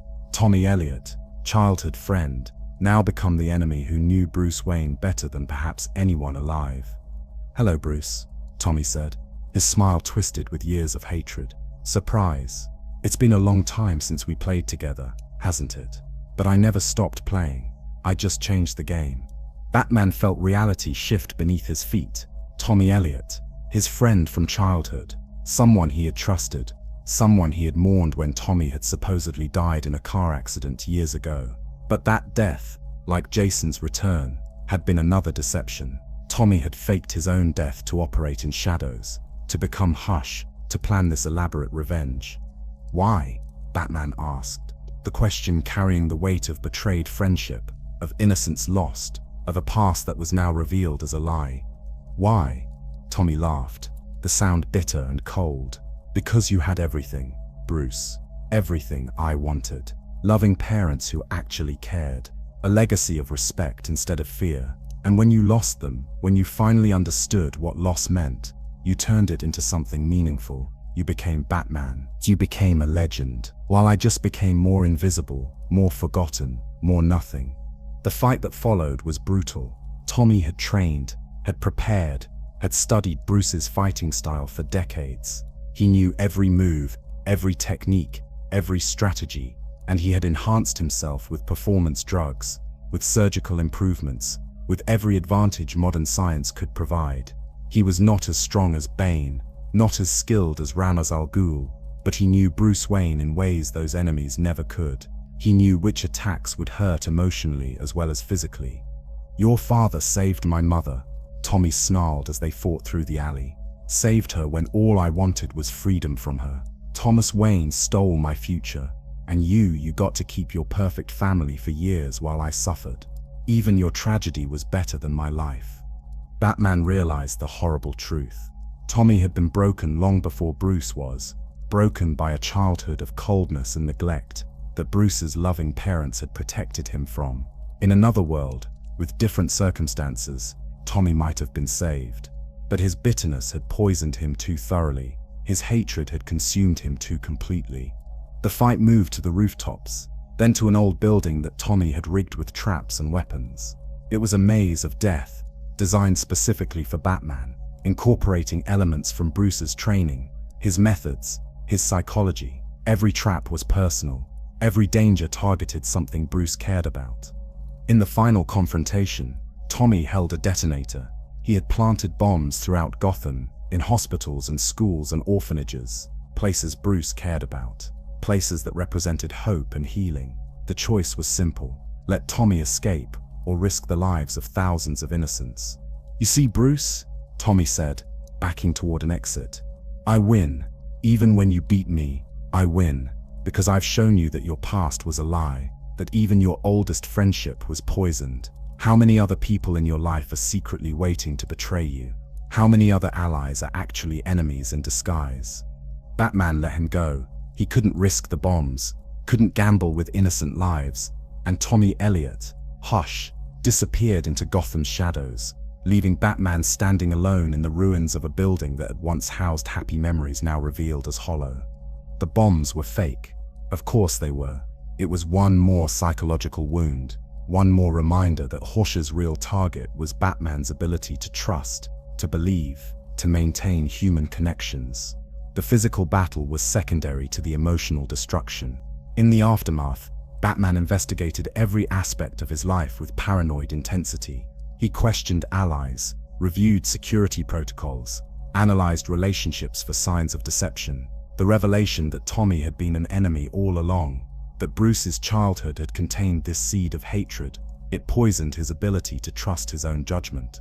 Catwoman found him on a rooftop one night, standing in the rain looking over Gotham with eyes that seemed to see threats everywhere. "You can't let him win like this," she said softly, understanding what Hush had done even if she didn't know all the details. "If you stop trusting everyone, if you push away everyone who cares about you, then he's destroyed Batman more effectively than any physical attack ever could." "How do I know?" Batman replied, and his voice carried a weariness that had nothing to do with physical exhaustion. "How do I know who's real and who's another Clayface? Who's an ally and who's another Tommy Elliot waiting for the right moment?" "You don't," Catwoman said. "That's the risk of caring about anyone. But the alternative is being alone, truly alone. And that's not Batman. That's just Bruce Wayne trapped in a costume, fighting a war he's already lost." Batman was quiet for a long time, processing her words, weighing them against the paranoia that Hush had cultivated. Finally, he nodded slightly, accepting the truth even if it was uncomfortable. Trust was a risk. But without it, without connections to humanity, Batman was just another monster hiding in Gotham's shadows. Hush remained at large, his whereabouts unknown, his next move unpredictable. The Riddler kept Batman's secret, bound by some twisted code that made revealing it less satisfying than watching Batman struggle with the knowledge that someone knew. And Tommy Elliot, childhood friend turned mortal enemy, became another name on the list of threats that Batman monitored constantly. But the deepest wound wasn't physical or even tactical. It was the loss of innocence, the destruction of childhood memories that had been among the few purely good things Bruce Wayne had left. Every moment of his youth was now suspect, tainted by the knowledge that his friend had been harboring murderous hatred, even as they played together in Wayne Manor's gardens. Alfred found Bruce in the study one evening, looking at an old photograph. It showed two boys, Bruce and Tommy, smiling at the camera, arms around each other's shoulders, the picture of friendship and innocence. "Master Bruce," Alfred said gently, "dwelling on what was false will not restore what was true." "Was any of it true?" Bruce asked. "Or was Tommy always broken, always planning, always hating? Was I so blind that I couldn't see it?" "Children rarely see the darkness in other children," Alfred replied. "That's not blindness, that's childhood. Tommy Elliot chose to nurture his bitterness into hatred. That choice was his, not yours. You are not responsible for the monster he became." Bruce set down the photograph, but he didn't put it away. It stayed on his desk, a reminder that evil could wear familiar faces, that enemies could emerge from the places you thought were safe, that the past was never quite as simple or as innocent as memory suggested. Gotham continued its eternal cycle. Criminals committed crimes. Batman stopped them. The city breathed its polluted air and pretended it was getting better. And somewhere in the shadows, Hush watched and planned and waited for another opportunity to strike at the Dark Knight, to twist the knife of betrayal deeper into Bruce Wayne's carefully armored heart. But Batman endured. He always endured, because that's what symbols do. They persist through doubt, through betrayal, through the revelation that even childhood friendships can be corrupted by hatred.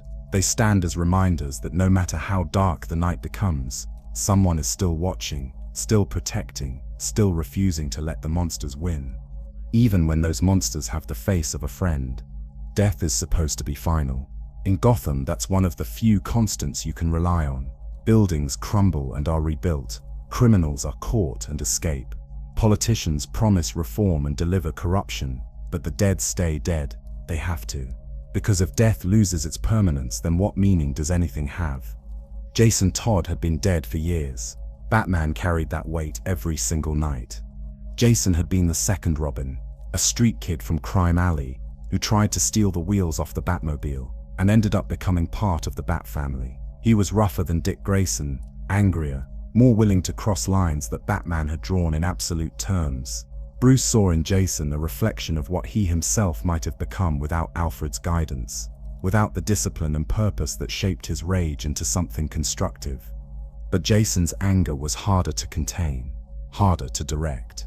He wanted to hurt the criminals they fought, not just stop them. He saw Batman's moral code as weakness, as a handicap that let monsters like the Joker continue killing. And that difference in philosophy, that fundamental disagreement about justice versus vengeance, created a tension that neither Bruce nor Jason knew how to resolve. Then came the night that changed everything. Jason discovered that his birth mother was still alive. Not the woman who had raised him in Crime Alley, but his biological mother. She was in Ethiopia, working as a humanitarian aid worker. Jason, desperate for connection to his past, desperate to understand where he came from, went to find her, and Batman, concerned for his safety, followed. What they found was a trap. Jason's mother, Sheila Haywood, was being blackmailed by the Joker. She had been stealing medical supplies, selling them to support a drug habit, and the Clown Prince of Crime had discovered her secret. He offered her a choice: betray her son, or be exposed and imprisoned. She chose betrayal. Sheila led Jason into a warehouse where the Joker was waiting, and the Joker, with methodical cruelty, beat the boy with a crowbar. Each strike was accompanied by a laugh, each blow calculated to cause maximum pain without immediate death. He wanted Jason to suffer, wanted him to understand the punchline of the cosmic joke that was his existence. Batman arrived too late. He found Jason broken and barely breathing, his mother cowering in the corner, and a timer ticking down on a bomb. There was time to save one of them, Jason or Sheila. Bruce grabbed them both, tried to carry them both to safety, but the explosion came too soon. The warehouse erupted in flames and debris. Bruce was thrown clear by the blast. When he regained consciousness and dug through the rubble, he found Sheila dead, and beside her Jason's body, small and broken, the Robin costume torn and stained with blood. Batman cradled the boy in his arms as sirens approached, as the reality of his failure settled onto his shoulders like a weight that would never lift. He buried Jason Todd in a cemetery on the outskirts of Gotham. The headstone read simply, "Jason Todd, a good soldier." But the words felt hollow. Jason hadn't been a soldier.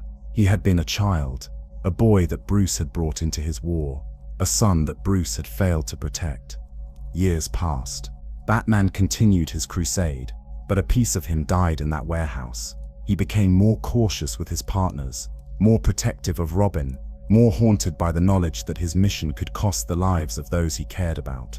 The empty display case in the Batcave, where Jason's Robin costume had once been stored, now held only the damaged uniform from that terrible night, a memorial and a reminder. And then, impossibly, Jason came back. It began with a new crime lord appearing in Gotham's underworld. He called himself the Red Hood, a name with history in Gotham's criminal mythology. The Red Hood had been the identity the Joker wore before his transformation, the persona of the failed comedian who fell into chemicals and emerged as the Clown Prince of Crime. For someone to claim that name now was either incredibly bold or incredibly stupid. But this Red Hood was neither. He was strategic, efficient, and terrifyingly effective. The Red Hood moved through Gotham's criminal network like a scalpel cutting out disease. He targeted the worst offenders, the drug dealers who sold to children, the human traffickers, the ones who preyed on the vulnerable. But unlike Batman, the Red Hood had no prohibition against killing. He executed criminals with precision, leaving their bodies as messages to others who might consider similar crimes. At first, Batman assumed it was just another vigilante, another person who had decided that Gotham's darkness required darker methods to combat. But something about the Red Hood's tactics felt familiar. The way he moved, the strategies he employed, the intimate knowledge of Batman's own methods and how to counter them. It all suggested someone who had been trained by the Dark Knight himself. The confrontation came on a rooftop in Crime Alley, the place where both Batman and Jason Todd had been born from tragedy. The Red Hood stood waiting, his helmet reflecting the city lights, his body language relaxed but ready. "Hello, Bruce," the Red Hood said, and Batman's blood ran cold.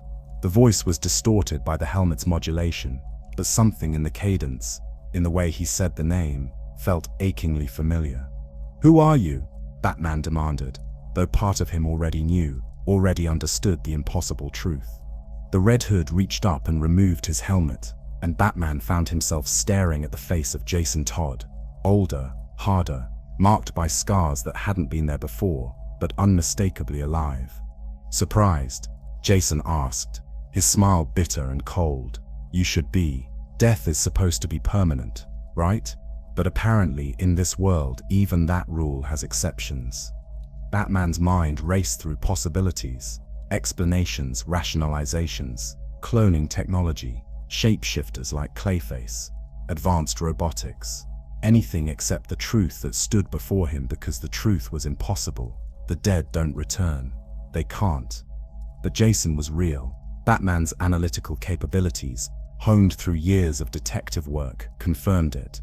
This was Jason Todd, resurrected, returned from death through means that defied everything Batman understood about the world.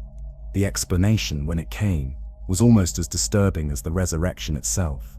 Ra's al Ghul, the immortal eco-terrorist who had been both enemy and uneasy ally to Batman over the years, had discovered Jason's grave.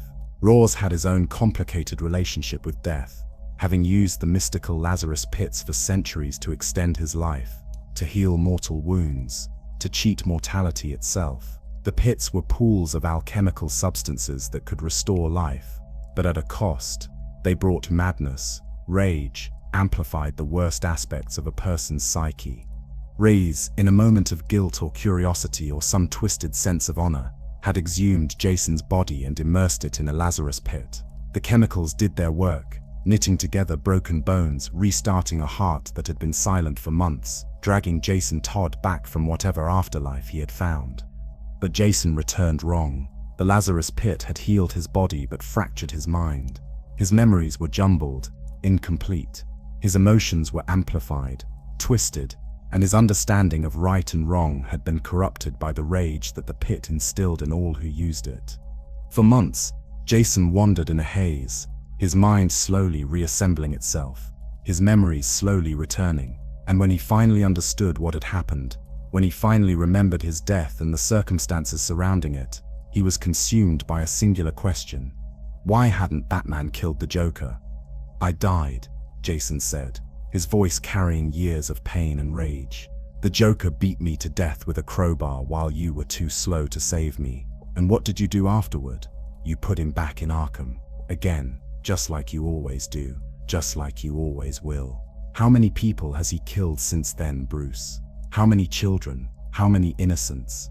And their blood is on your hands because you refuse to do what's necessary." "Killing him wouldn't bring you back," Batman replied, his voice steady despite the emotional turmoil beneath. "It wouldn't undo what happened. It would just make me like him, make us all like him." "No," Jason said, shaking his head. "It would make you responsible. It would mean you value human life more than you value your precious moral code. Every person the Joker has killed since my death is someone you chose not to save by refusing to end him." The philosophical divide between them was the same one that had existed before Jason's death, but now it was amplified by resurrection and rage. Jason believed that some people were beyond redemption, that mercy toward monsters was cruelty toward their victims. Batman believed that the line between justice and vengeance was the only thing separating heroes from villains, and that crossing it even once would mean losing everything he stood for. "I won't kill," Batman said simply. "Not the Joker, not anyone. That's the rule. That's the line I don't cross." "Then you're a fool," Jason replied, "and you're getting people killed with your rules." What followed was not a fight, but a test. Jason had planned this confrontation carefully. He had captured the Joker, beaten him bloody, and brought him to Crime Alley. Now he presented Batman with an ultimatum designed to break the Dark Knight's moral code or prove his convictions. Jason held a gun to the Joker's head. In his other hand, he held another gun pointed at his own temple, and he offered Batman a choice. "Kill him," Jason said, gesturing to the Joker, who was laughing despite his injuries, despite the gun pressed to his skull. "Pull the trigger and end this. End him. Save all the lives he would take in the future. Or kill me, put me back in the grave where I belong. Or do nothing and let me kill him myself. But if you do nothing, I die too. I pull this trigger and I'm gone again. So choose, Bruce. Choose who lives and who dies, because that's what you've been doing all along, whether you admit it or not." Batman stood frozen, trapped between impossible options. Kill the Joker and violate every principle he had built his life around. Kill Jason and destroy any hope of redemption for his former partner. Or do nothing and let Jason become a murderer. Let him damn himself in the name of vengeance. The moment stretched into eternity. The Joker laughed, amused by the tableau, by the psychological torture playing out before him. Jason's finger tightened on both triggers, his resolve absolute, and Batman made his choice. He threw a batarang not at Jason or the Joker, but at the gun pointed at the Joker's head, knocking it from Jason's hand. The explosion that followed, the chaos and violence, it obscured what happened next. When the smoke cleared, the Joker had escaped. Jason was gone, and Batman stood alone in Crime Alley once again. But this time, the loss was different. Jason wasn't dead. He was out there somewhere, alive, but lost, consumed by rage and righteousness, convinced that his methods were the only ones that worked. He became a persistent thorn in Batman's side, sometimes ally, sometimes enemy, always a reminder of failure and of the cost of Bruce's mission. In the Batcave, Bruce stood before the empty display case that had once held Jason's Robin costume. The damaged uniform was still there, blood-stained and torn, but now it represented something more complex than simple loss. It represented the price of resurrection, the danger of second chances twisted by rage, the impossibility of undoing the past. Alfred joined him in the cave, as he always did when Bruce needed silent support. "He's alive," Bruce said quietly. "I should be grateful. I should be celebrating. But all I feel is guilt. Guilt that I failed him twice. Once by letting him die, and again by not being able to bring him back from the darkness the Lazarus pit created." "Master Jason made his own choices," Alfred replied, "both before his death and after his resurrection. You cannot save people from themselves, Master Bruce. You can only offer them alternatives and hope they choose wisely." "He thinks I'm wrong," Bruce continued. "He thinks my refusal to kill makes me responsible for every death that follows. Maybe he's right. Maybe I am choosing my moral code over human lives. Or perhaps," Alfred said gently, "you're choosing to believe that humanity is worth preserving even in monsters, that redemption is possible even for the irredeemable. Master Jason has forgotten that belief. He's forgotten what it means to hope. That's the true tragedy, not his death or even his resurrection, but the loss of hope that came with it." Batman was silent, processing Alfred's words, weighing them against Jason's accusations. The question had no easy answer. The moral calculus of heroism never did. Every choice had consequences. Every action ripples that spread through lives and years. Jason Todd was alive, but the boy who had been Robin was gone, replaced by someone harder, angrier, more willing to do what Batman would not. And Bruce had to live with that knowledge, had to face the reality that sometimes the people you save don't want to be saved, and sometimes resurrection is just another form of tragedy.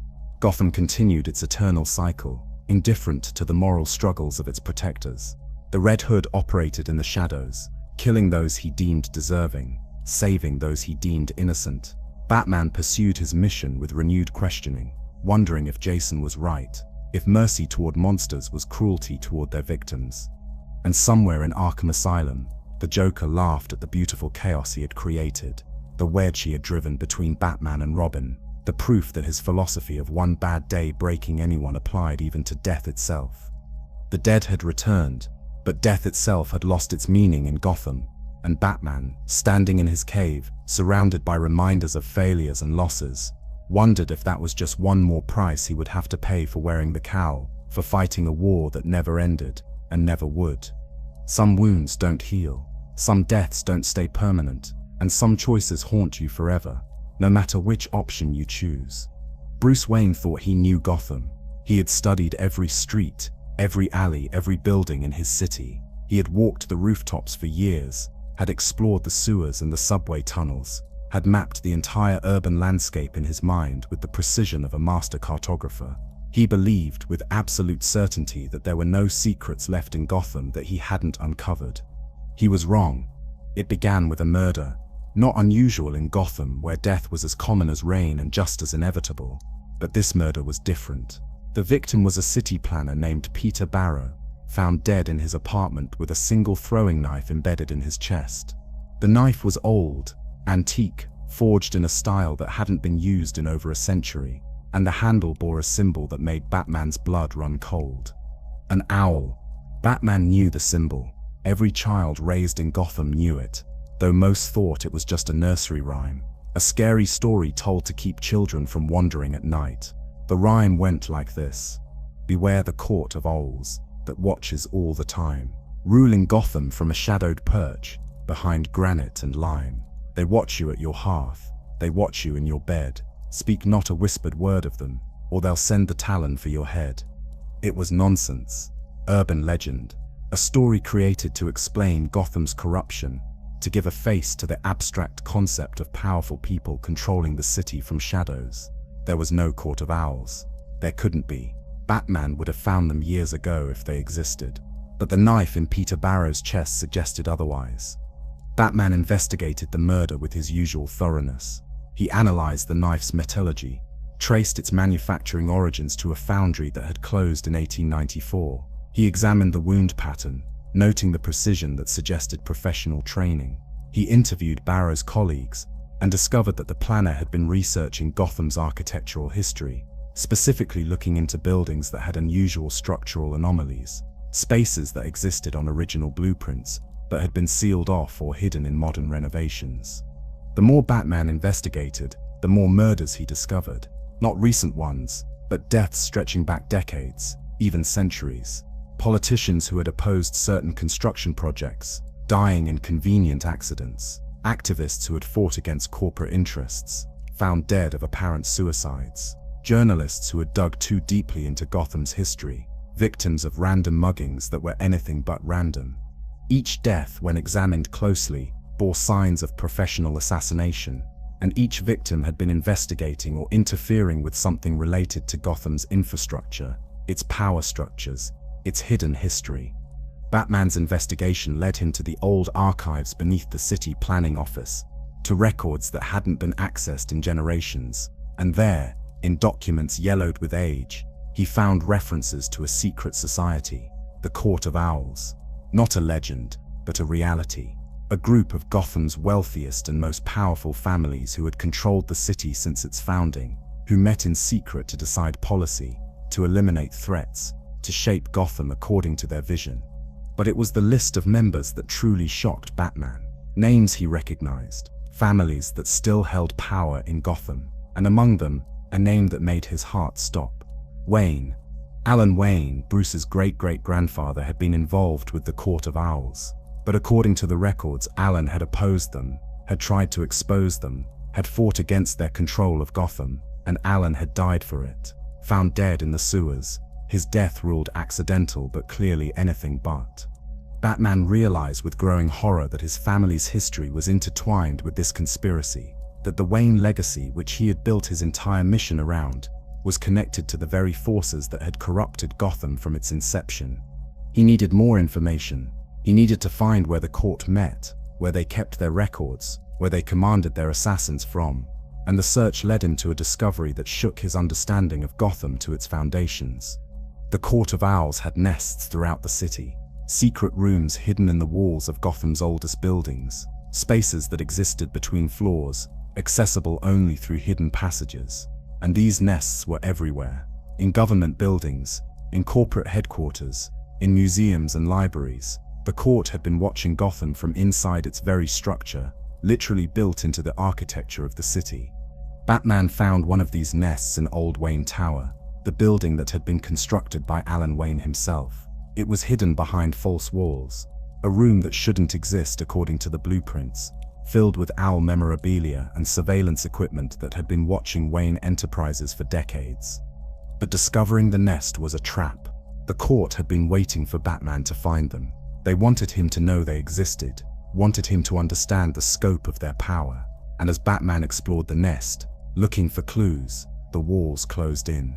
Literally, the room began to shift, panels moving, passages opening and closing, until Batman found himself in a labyrinth beneath Gotham.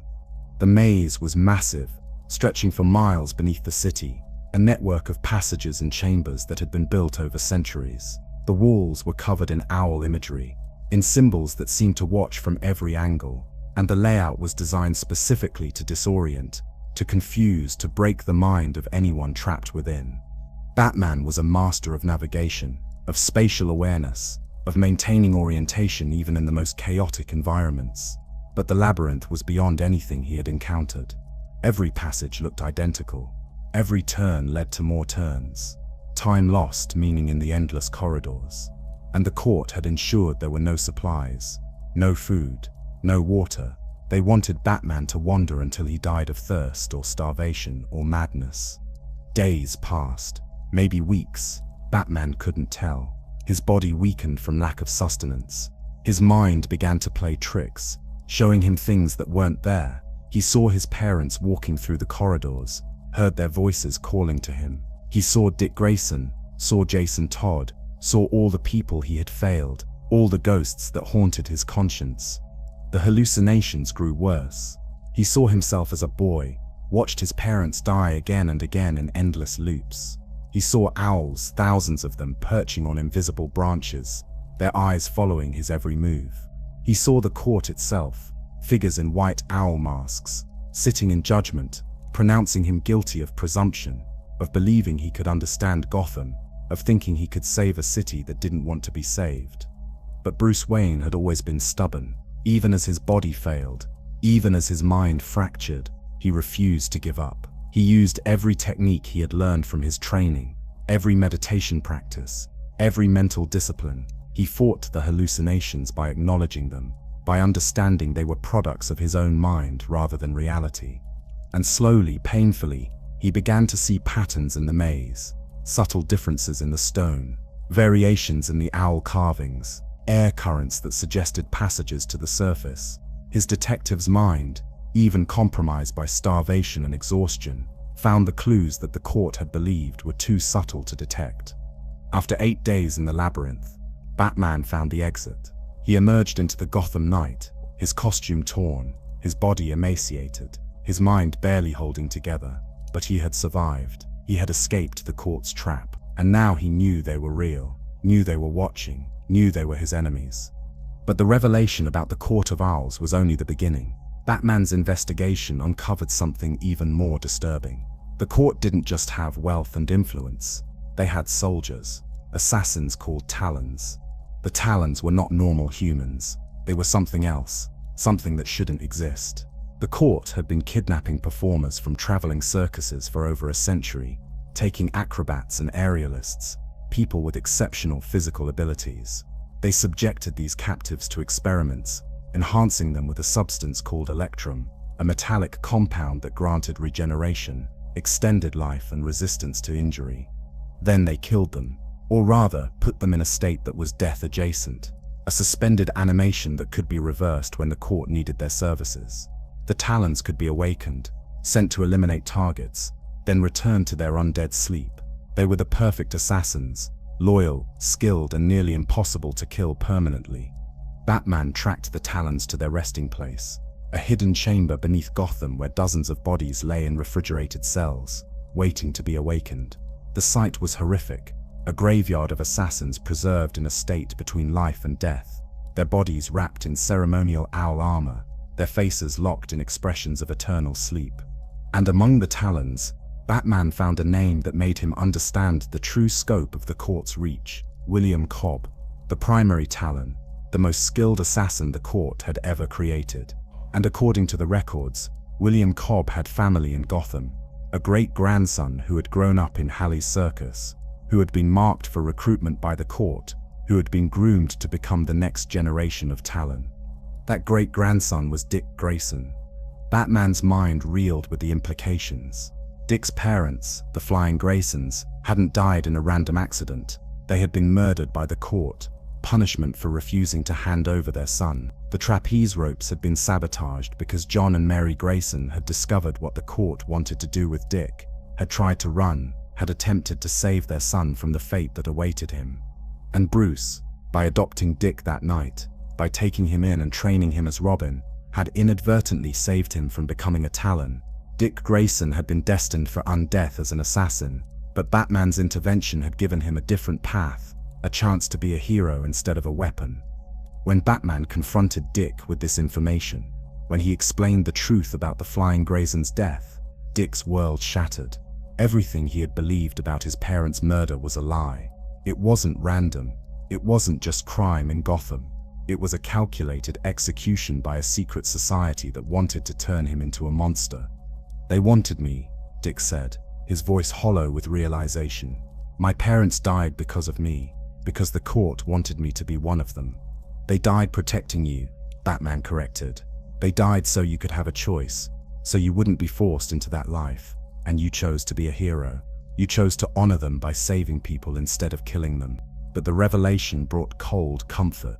Dick had to live with the knowledge that his entire life had been shaped by forces he never knew existed, that his parents' death was part of a conspiracy that stretched back generations, that he had been marked as a weapon before he was even born. The Court of Owls, realizing that Batman knew their secrets, decided to eliminate him. They awakened their talons, sent them after Batman, and everyone connected to him. The assault came at night, dozens of undead assassins attacking simultaneously across Gotham. Batman called in the Bat family, Dick Grayson as Nightwing, Tim Drake as Red Robin, Damian Wayne as Robin, Barbara Gordon providing intelligence as Oracle. Even Jason Todd joined the fight, putting aside his differences with Batman to face this common enemy. Together they fought the Talons through the streets of Gotham, a battle between the city's protectors and its hidden controllers. The fight was brutal. The Talons were skilled beyond normal human capability, enhanced by Electrum, driven by conditioning that made them fearless. They fought with a precision that came from decades, sometimes centuries of training. Each Talon was a master assassin, and there were dozens of them. But Batman had something the court didn't expect. He had family, not the biological kind that the court represented, but the chosen family of people who fought beside him, who trusted him, who believed in his mission. And that family, working together, was stronger than any army of undead assassins. The battle moved through Gotham, from the streets to the rooftops, from abandoned buildings to the Wayne Tower itself. Batman and Nightwing fought side by side against William Cobb, the Talon who would have been Dick's great-grandfather in another life. The symbolism wasn't lost on either of them. This was Dick fighting against the fate he had escaped, proving that blood didn't determine destiny, that choice mattered more than lineage. In the end, the Bat family defeated the Talons. They didn't kill them, couldn't bring themselves to destroy what were essentially victims of the court's manipulation, but they disabled them, removed their Electrum enhancements, returned them to the sleep from which they had been awakened. The Court of Owls scattered after their assassins fell. Some members were arrested, their identities exposed, their crimes brought to light. Others went deeper into hiding, retreating into shadows that Batman couldn't yet reach. The organization was broken, but not destroyed. It would take years, maybe decades, to fully root out their influence from Gotham's power structures. But Batman had accomplished something he thought impossible. He had discovered a secret that Gotham had kept for over 2 centuries, He had exposed a conspiracy that had controlled his city from its foundations, and he had saved Dick Grayson from a fate that would have turned him into everything Batman fought against. In the aftermath, Bruce stood in the Batcave, looking at a map of Gotham. He had marked every location where the court had hidden nests, every building that contained their secret rooms. The marks covered the map like a disease, showing just how deeply the court had infiltrated the city's very structure. "I thought I knew this city," Bruce said to Alfred, who stood beside him as always. "I thought I had learned every secret, explored every shadow, but the court was here all along, built into Gotham itself, and I never saw them." "One cannot see what one does not look for, Master Bruce," Alfred replied. "You were searching for criminals and madmen. You were not looking for conspiracies hidden in architecture, for power wielded through centuries of patience. That does not make you blind, it makes you human." "Dick's parents died because of them," Bruce continued. "Jason died because of my mission. Barbara was paralyzed because of the Joker. How many people have suffered because I decided to become Batman? How many lives have been destroyed by my war on crime?" Alfred was quiet for a moment, choosing his words carefully. "Master Dick's parents died because they loved their son and protected him. Miss Barbara continues to serve Gotham as Oracle because she chooses to. Master Jason makes his own choices, however misguided. You did not cause their suffering. Master Bruce, Gotham did. The Court of Owls did. The criminals you fight every night did. You are not responsible for the darkness in this city. You are simply the one who refuses to let it win." Bruce wanted to believe that. He wanted to accept that the casualties of his mission were not his fault, that he couldn't save everyone, that some sacrifices were inevitable in the fight against evil. But the guilt remained, settled in his chest like a weight that never lifted, a burden that came with wearing the cowl. Dick found him later that night, still standing in front of the map, still staring at the marks that represented the court's influence. "I could have been one of them," Dick said quietly. "If you hadn't taken me in that night, if you hadn't given me a choice, I would have become a Talon. I would have been a killer, a weapon, everything we fight against." "But you didn't," Bruce replied. "You chose differently. You chose to be a hero. That's what matters." "Because of you," Dick said. "Because you saved me.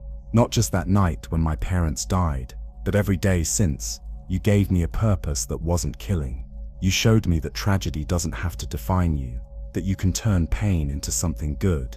The court wanted to make me a monster, but you helped me become a hero instead." Bruce turned to look at his first protege, his first Robin, the one who had proven that the mission could survive beyond Batman himself. "I didn't make you a hero, Dick. You did that yourself. I just gave you the opportunity. The rest was always you." They stood together in the cave, mentor and student, father and son in all the ways that mattered, looking at the map of a city that had revealed yet another layer of darkness. Gotham would always have secrets, would always have conspiracies, would always have forces working against the light, but it would also always have protectors, people who refused to let the darkness win, who chose to fight even when the cost was high. The Court of Owls had ruled Gotham from shadows for 200 years. But now those shadows had light in them. Now Batman knew they existed, and knowledge, in the endless war for Gotham's soul, was the most powerful weapon of all. The city slept, unaware of how close it had come to remaining under the court's control forever. Somewhere in the hidden places of Gotham, the remaining court members plotted their return, planned new strategies, waited for Batman to become complacent. But they would find no complacency, only vigilance, only determination, only the eternal refusal to let Gotham fall to those who would control it from shadows. Batman had learned something fundamental in the labyrinth beneath Gotham, in the days when he wandered lost and hallucinating. He learned that the city was deeper than he had imagined, darker than he had believed, more complex than he could ever fully understand. But that wouldn't stop him from trying. That wouldn't make him surrender. That would only make him more determined to protect Gotham from all threats seen and unseen, known and hidden. Because that's what Batman did. He stood against the darkness, no matter how deep it went, no matter how many layers remained undiscovered. He stood, and he fought, and he refused to let the monsters win. Even when those monsters wore the faces of Gotham's founding families, even when they had been watching from the walls for centuries, even when they seemed impossible to defeat. especially then. The Joker had been missing for a year, not escaped, not in hiding, but genuinely absent from Gotham in a way that made everyone nervous. Because when the Joker was active, you knew what to expect. Chaos, murder, elaborate schemes with murderous punchlines. But when he was silent, when he disappeared completely, that was when you should be most afraid. Because silence from the Joker meant planning, preparation, the careful construction of something so terrible that even he needed time to perfect it. When he returned, it was with an entrance that would haunt Gotham for years to come. The Joker walked into Gotham City Police Headquarters in the middle of the day, not sneaking, not disguised, just walked through the front door like he had every right to be there. But something was wrong with his face, horribly, grotesquely wrong. His face was missing, not metaphorically, but literally. The skin of his face had been removed, cut away, leaving exposed muscle and bone beneath.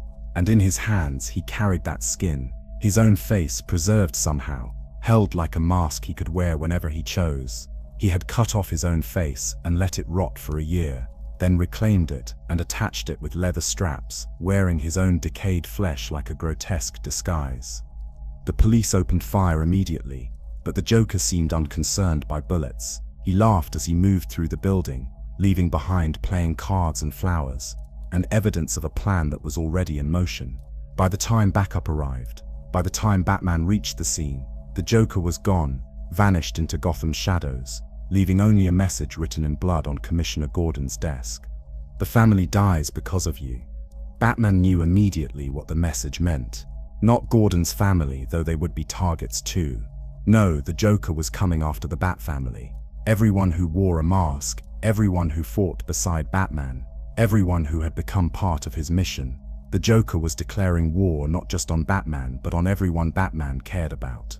The attacks began that same night, coordinated and precise in a way that suggested the Joker had been planning this for the entire year he was missing. He had been watching, studying, learning everything about each member of the Bat family, and now he was going to use that knowledge to destroy them. Nightwing was attacked at Halley's Circus, the place where Dick Grayson's parents had died, the place that represented both his greatest trauma and his greatest strength. The Joker poisoned the performers, turned Dick's extended circus family against him, forcing Nightwing to fight people he cared about, while they laughed and attacked with Joker toxin in their systems. The message was clear: everything you love can be corrupted, everyone you care about can become a weapon against you. Red Hood found himself in Crime Alley, the place of his death, surrounded by projected images of his murder. The Joker had somehow obtained footage from that terrible night in Ethiopia, and he played it on loop on every surface. Jason Todd watching himself die over and over, hearing the Joker's laugh, reliving the crowbar strikes, the explosion, the moment his world ended. The psychological torture was exquisite in its cruelty, targeting Jason's specific trauma with surgical precision. Red Robin was attacked at Titan's Tower, his sanctuary with his team. The Joker infiltrated the building and left clues suggesting he had killed every Titan, that Tim Drake had failed to protect his friends, that his detective skills were insufficient to save the people he cared about. Tim spent hours finding his teammates, expecting corpses, only to discover they were alive but drugged, that the Joker had simply wanted Tim to experience the horror of believing they were dead. Batgirl returned to her apartment to find the Joker waiting, the same apartment where she had been shot years ago, where her life as Batgirl had ended and her new life as Oracle had begun. The Joker sat in her wheelchair, mocking her disability, reminding her of the night he had paralyzed her, suggesting that he had come to finish what he started. Barbara Gordon, who had overcome so much trauma, who had transformed her tragedy into strength, was forced to face her greatest nightmare return to life. Robin, Damian Wayne, Bruce's biological son, was targeted through his mother. The Joker sent messages suggesting he had captured Talia al Ghul, that he was torturing her, that Damian's mother was suffering because of his association with Batman. For a boy who already struggled with his violent upbringing, who fought daily against the killer instinct his grandfather Ra's al Ghul had instilled in him, the threat to his mother was designed to push him toward darkness. And through it all, each member of the Bat family received the same message. The Joker knew who they were. He knew their real names, their identities beneath the masks, their addresses, their loved ones. He had spent a year learning everything about them, and now he was using that knowledge as a weapon. Batman investigated frantically, trying to stay ahead of the Joker, trying to protect everyone at once. But the clown prince of crime was always one step ahead, always anticipating Batman's moves. And then came the message that made Batman's blood run cold. Alfred Pennyworth was missing. Alfred, who had been with Bruce since childhood, who had supported him through every tragedy, who was more father than butler, more family than any blood relation. Alfred had been taken from Wayne Manor, kidnapped from the very place that should have been safest, from the heart of Batman's world. The Joker left a video message. It showed Alfred bound to a chair in some dark location, his face bruised, his dignified composure cracked but not broken, and standing behind him wearing his rotted face like a mask, was the Joker. "Hello, Batman," the Joker said into the camera, his voice cheerful despite the horror of his appearance. "I have something that belongs to you, or rather, someone, your father. Well, not your real father. He's dead, isn't he? Lying in a grave while his son dresses up like a bat and pretends to be sane. But this father, this Alfred, he's very much alive, for now." The video cut to different angles, showing Alfred from multiple perspectives, suggesting multiple cameras, multiple locations. The Joker had prepared this carefully, had orchestrated every detail to maximize psychological impact. "Here's the fun part," the Joker continued. "I've invited everyone to dinner, the whole family. You, your little birds, everyone who's ever worn a mask and pretended to be your partner. We're going to have a feast. And the main course, well, let's just say I've been preparing something special from dear old Alfred here." The location was revealed through clues in the video: Arkham Asylum. The Joker had somehow taken control of the facility, had turned it into his personal stage for this final performance. And he was waiting there with Alfred, waiting for the Bat family to come rescue their surrogate father, walking willingly into whatever trap the Joker had prepared. Batman knew it was a trap. Everyone knew it was a trap, but they also knew they had no choice. Alfred's life hung in the balance. The Bat family gathered, every member who could make it, every ally who wore a mask, and together they entered Arkham Asylum, walking into the darkness to face the Joker's endgame. The asylum was transformed. Every corridor was decorated with twisted parodies of family celebrations, birthday streamers made from intestines, balloons filled with Joker toxin, presents wrapped in human skin. The Joker had turned the facility into a nightmare version of a family gathering, with inmates dressed as party guests and corpses posed as decorations. They found the dining room in the deepest part of Arkham, a long table set with fine china and silver, lit by candles that cast dancing shadows on the walls. And at the head of the table sat the Joker, still wearing his rotted face, looking like death itself, hosting a dinner party. Around the table were chairs, and in each chair sat a member of the Bat family, forced there by fear for Alfred, by the need to see this through. Nightwing, Red Hood, Red Robin, Batgirl, Robin, all present, all accounted for. And at the other end of the table, opposite the Joker, was Batman himself. Between them, in the center of the table, were covered dishes, large silver platters with domes hiding their contents, and beside each platter was a small card with a name written in the Joker's distinctive handwriting, the names of the Bat family members. "Welcome, welcome," the Joker said, spreading his arms wide. "Thank you all for coming to my little celebration. You see, I realized something this past year, something important. Batman has become weak. He's not the Dark Knight anymore.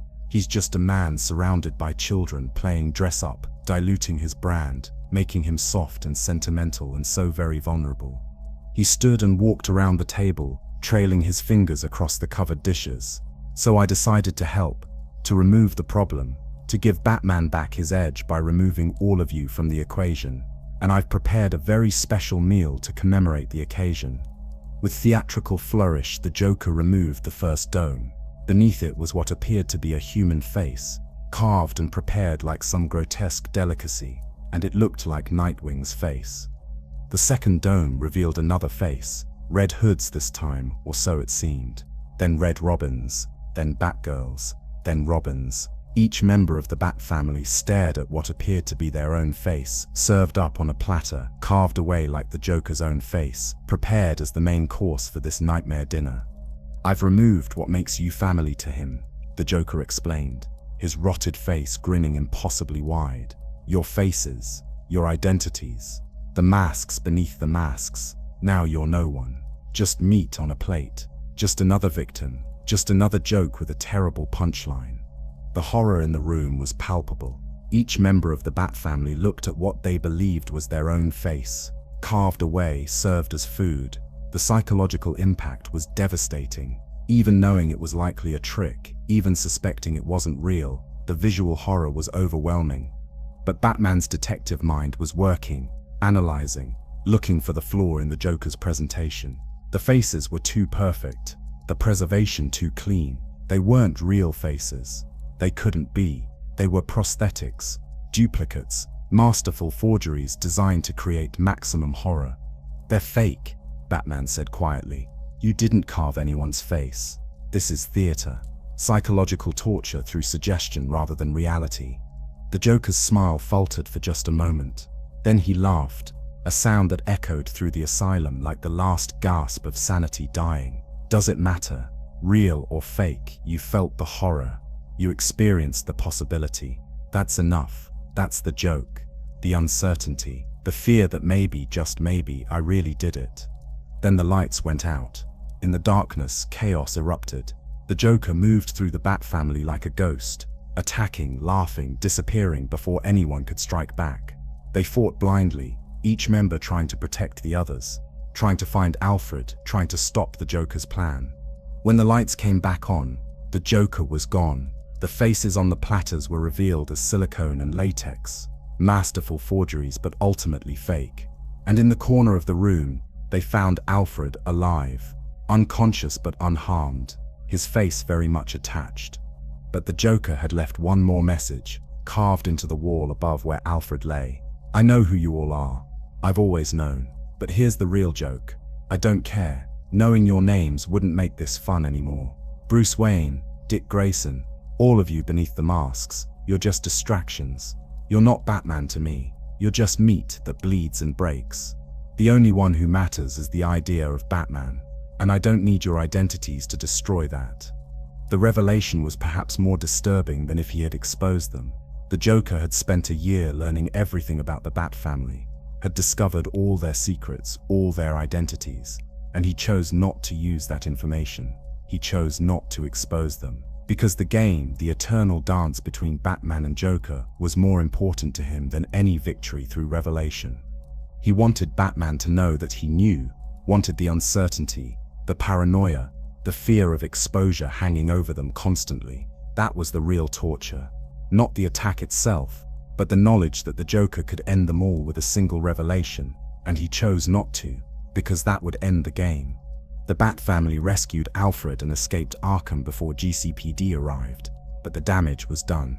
Trust was broken. Fear had been instilled. Each member questioned whether they should continue, whether their association with Batman put them in too much danger, whether the mission was worth the constant threat of the Joker's attention. In the days that followed, Batman met with each member individually, with Dick, with Tim, with Barbara, with Damian, even with Jason, who had helped despite their differences, and he gave them all the same choice. Leave, walk away. The Joker was right that their connection to him made them targets. He wouldn't blame them for choosing safety over the mission. But one by one, they refused. Dick reminded Bruce that family doesn't abandon family, that they had all chosen this path, knowing the risks. Barbara pointed out that she had survived the Joker before and would survive him again, that fear was not a reason to surrender. Tim argued that the mission was bigger than any one threat, that Gotham needed all of them. Even Jason, in his gruff way, made it clear he wasn't going anywhere. They were family, not by blood, but by choice, and families endure. They survive tragedies. They overcome horrors. They stand together when everything tries to tear them apart. Alfred, recovered from his ordeal, found Bruce in the Batcave one evening, staring at the computer screens showing surveillance of Arkham, searching for any sign of the Joker's next move. "Master Bruce," Alfred said gently, "the Joker wanted to break you by threatening us.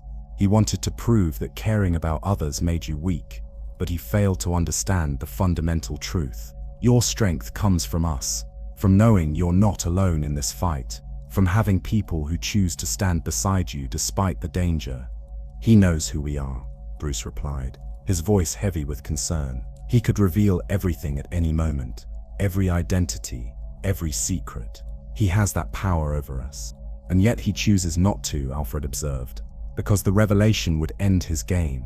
In a twisted way, Master Bruce, the Joker, protects your secrets because he needs you. He needs Batman. And Batman needs the mystery, the symbol, the idea rather than the man. He understands that better than anyone. Bruce was quiet, processing Alfred's words. The Joker's obsession with Batman was both a curse and a strange protection. As long as the game continued, as long as the Clown Prince of Crime found entertainment in their eternal conflict, certain lines wouldn't be crossed. Not out of mercy, but out of self-interest. The Joker needed Batman as much as Batman needed to stop the Joker. It was a sick symbiosis, a relationship built on violence and madness, and the eternal question of what happens when an unstoppable force meets an immovable object. They would fight forever, or until one of them died, and maybe not even then. Gotham slept uneasily that night, the city sensing somehow that a great horror had been averted, that the Bat family had survived an ordeal designed to destroy them. The Joker was still out there, still planning, still laughing in whatever darkness he called home. But the family had endured. They had faced their worst fears and emerged intact, scarred but unbroken. And Batman, standing watch over his city, knew that the Joker had taught him something valuable despite the horror, that the people who stood beside him, who chose to share his mission, were not weaknesses to be exploited. They were strengths to be cherished. They were the reason he could continue fighting, the reason he could survive each night and face the next. The Joker wanted to prove that family made Batman weak. Instead, he proved the opposite. That family, chosen family, the family you fight beside and bleed with and trust absolutely, was the strongest force in Gotham, stronger than madness, stronger than fear, stronger than any scheme the Clown Prince of Crime could devise. And that truth, that simple truth, was the one joke the Joker would never understand. Because to understand it, you had to be capable of love. And the Joker, in all his madness, had burned that capacity away long ago, leaving only ashes and laughter and the eternal need for chaos. The Bat family endured, the mission continued, and Gotham had guardians who refused to abandon it, no matter how dark the night became, no matter how terrible the laughter echoing from the shadows. Some bonds cannot be broken, some families cannot be destroyed, and some heroes refuse to surrender, even when monsters try to prove they should. That was the real punchline, and the Joker, for all his genius, never saw it coming. After the horror of death of the family, Gotham experienced a brief period of relative calm. The Joker had vanished again, this time without theatrics or promises of return. The Bat family had regrouped, strengthened their bonds and prepared for whatever came next. But nothing could have prepared them for what the Joker had planned. Because this time the Clown Prince of Crime wasn't interested in games or psychological torture or elaborate schemes with twisted punchlines. This time, he wanted to end everything. The final joke. The ultimate punchline. The endgame. It began with the Justice League. Superman, Wonder Woman, The Flash, heroes who stood alongside Batman as protectors of not just Gotham but the entire world. They arrived at the Batcave one evening, responding to Batman's call for a strategy meeting. But something was wrong. Their movements were slightly off. Their eyes held a disturbing gleam, and their smiles were too wide, too fixed, too familiar. They were infected with Joker toxin.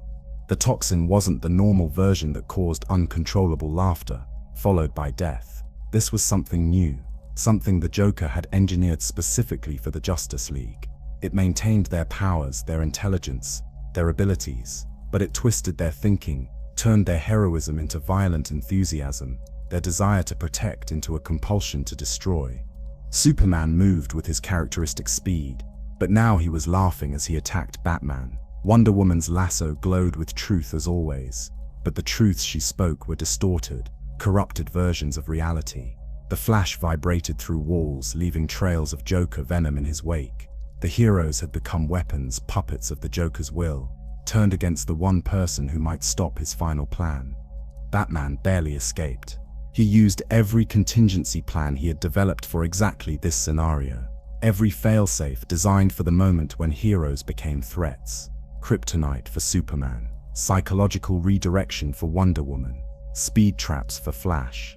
He fought his own friends, his allies, the people he trusted most, and he won, temporarily, buying himself time to find a cure to stop the Joker before the infection spread further. But the Justice League was just the beginning. While Batman was dealing with his infected allies, the Joker had already executed the next phase of his plan.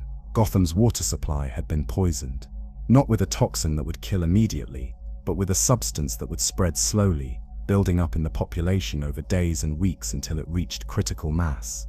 Batman analyzed samples from the reservoir and felt his blood run cold. The Joker had created a super toxin using a substance called Dionysium, a chemical compound discovered in the caves deep beneath Gotham. Dionysium was ancient, possibly as old as human civilization itself, a regenerative substance that could heal wounds, extend life, even resurrect the dead. But in the Joker's hands, it had been weaponized into something horrifying. The toxin in the water would turn Gotham's entire population into versions of the Joker, not physically transformed, but mentally corrupted. They would laugh at tragedy. They would find joy in suffering. They would embrace chaos as philosophy and murder as art. An entire city of Jokers, millions of people infected with the madness that defined the clown prince of crime. Batman's investigation into Dionysium led him down rabbit holes he never expected to find. Historical records showed strange references to a laughing figure throughout Gotham's history. A man resembling the Joker had been photographed in the 1890s at a Gotham social function. Similar figures appeared in records from the 1920s, the 1940s, even earlier, always present during periods of chaos, always smiling that impossible smile. The implication was staggering. The Joker might not be one man. He might be a force, a concept, something that had existed in Gotham for over a century, using Dionysium to regenerate, to survive, to persist through generations as an eternal avatar of chaos. Batman tracked the source of the Dionysium to the same cave system where the Court of Owls had hidden their talons, the same underground network that crisscrossed beneath Gotham like veins beneath skin. And deep in those caves, in a chamber that seemed older than the city itself, he found evidence that the Joker had been using Dionysium for decades, perhaps centuries, to cheat death, to return from injuries that should have killed him. The Joker's immortality explained so much: his impossible survival rate, his ability to bounce back from encounters that should have been fatal, his presence in Gotham stretching back through history. He was a cancer that had infected the city at its foundation, a disease that regenerated faster than it could be cut out. But Batman also discovered something else in those caves. Aboriginal paintings on the walls, images left by the indigenous people who had lived in the area before European settlement.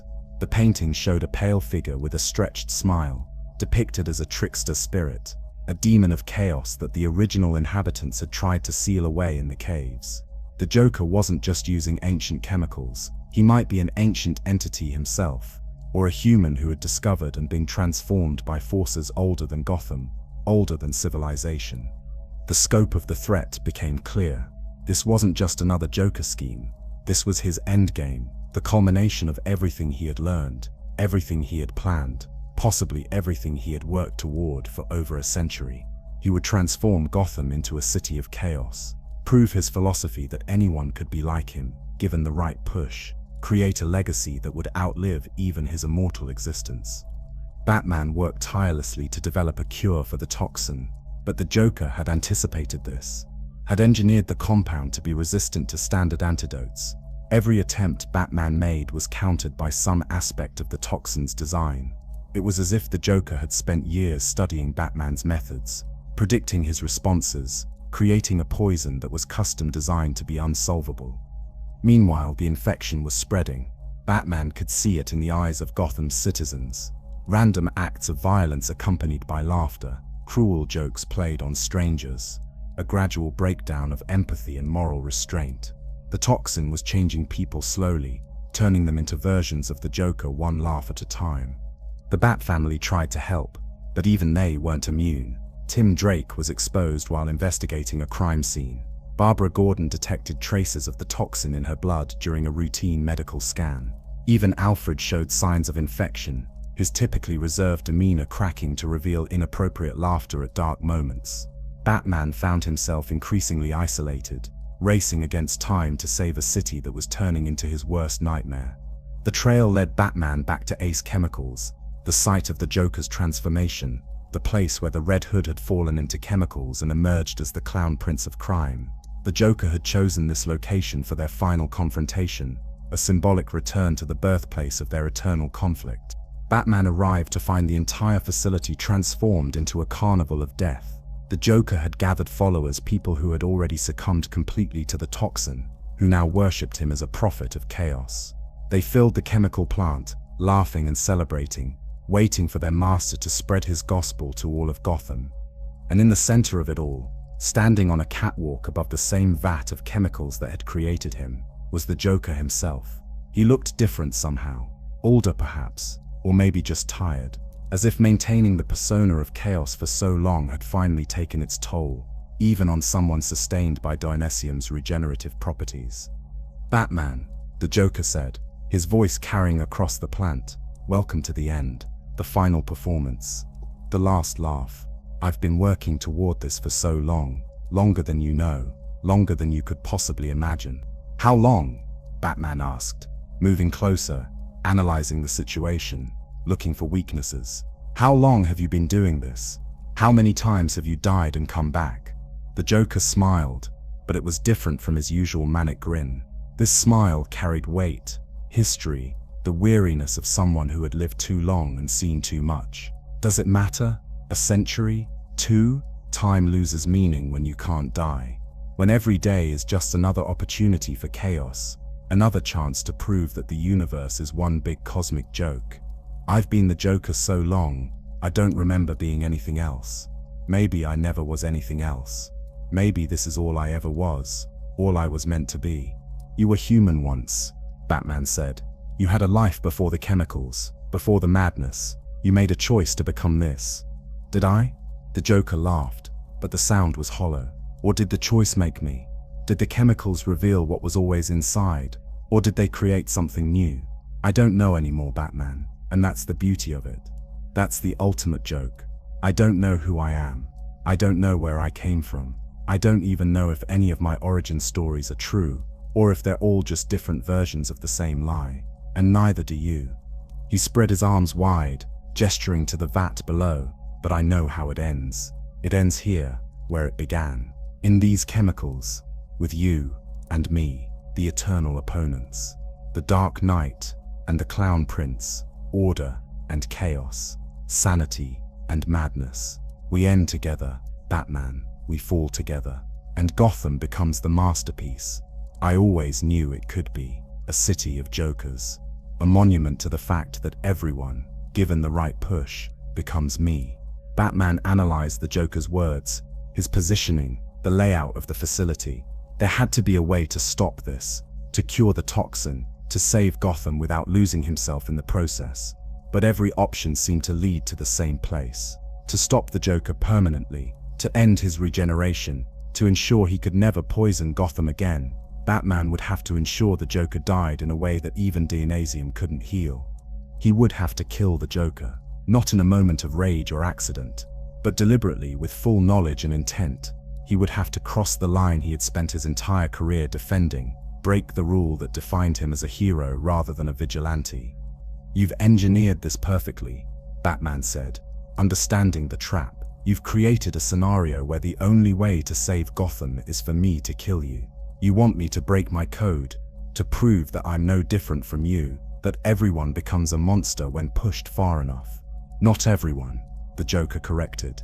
"Just you, just the great Batman, brought down to my level, forced to admit that sometimes killing is the answer, that your moral code is just another joke, another pretense that crumbles when reality demands action. Kill me, save Gotham. Maintain your code, let the city fall. Either way, I win. Either way, the joke's on you." The fight that erupted was unlike any they had before. Batman and the Joker, fighting not just physically but philosophically, each blow carrying the weight of their eternal conflict. They crashed through the chemical plant, past vats of toxins and pools of Dionysium, their battle a dance they had performed countless times but had never completed. The Joker fought with unexpected skill, with techniques that suggested training beyond what any normal criminal should possess. He matched Batman move for move, strategy for strategy, as if they were two sides of the same coin, forever balanced, forever opposed. "We're the same, you and I," the Joker said as they fought. "We both fell into darkness and emerged transformed. You became order, I became chaos. You fight to save, I fight to destroy. But we're both prisoners of that one moment, that one choice, that one fall that defined everything that came after." "We're nothing alike," Batman growled, landing a punch that should have dropped a normal person but only made the Joker laugh. "Aren't we? We both can't stop, won't stop. The city burns around us, and we keep fighting because it's all we know how to do. I need you to try to stop me. You need me to give your mission meaning. Without me, you're just a rich man in a costume beating up poor people. Without you, I'm just a killer with a sense of humor.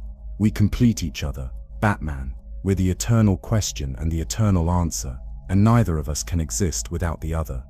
The battle moved to the catwalk above the main chemical vat, the same vat that had supposedly created the Joker decades ago.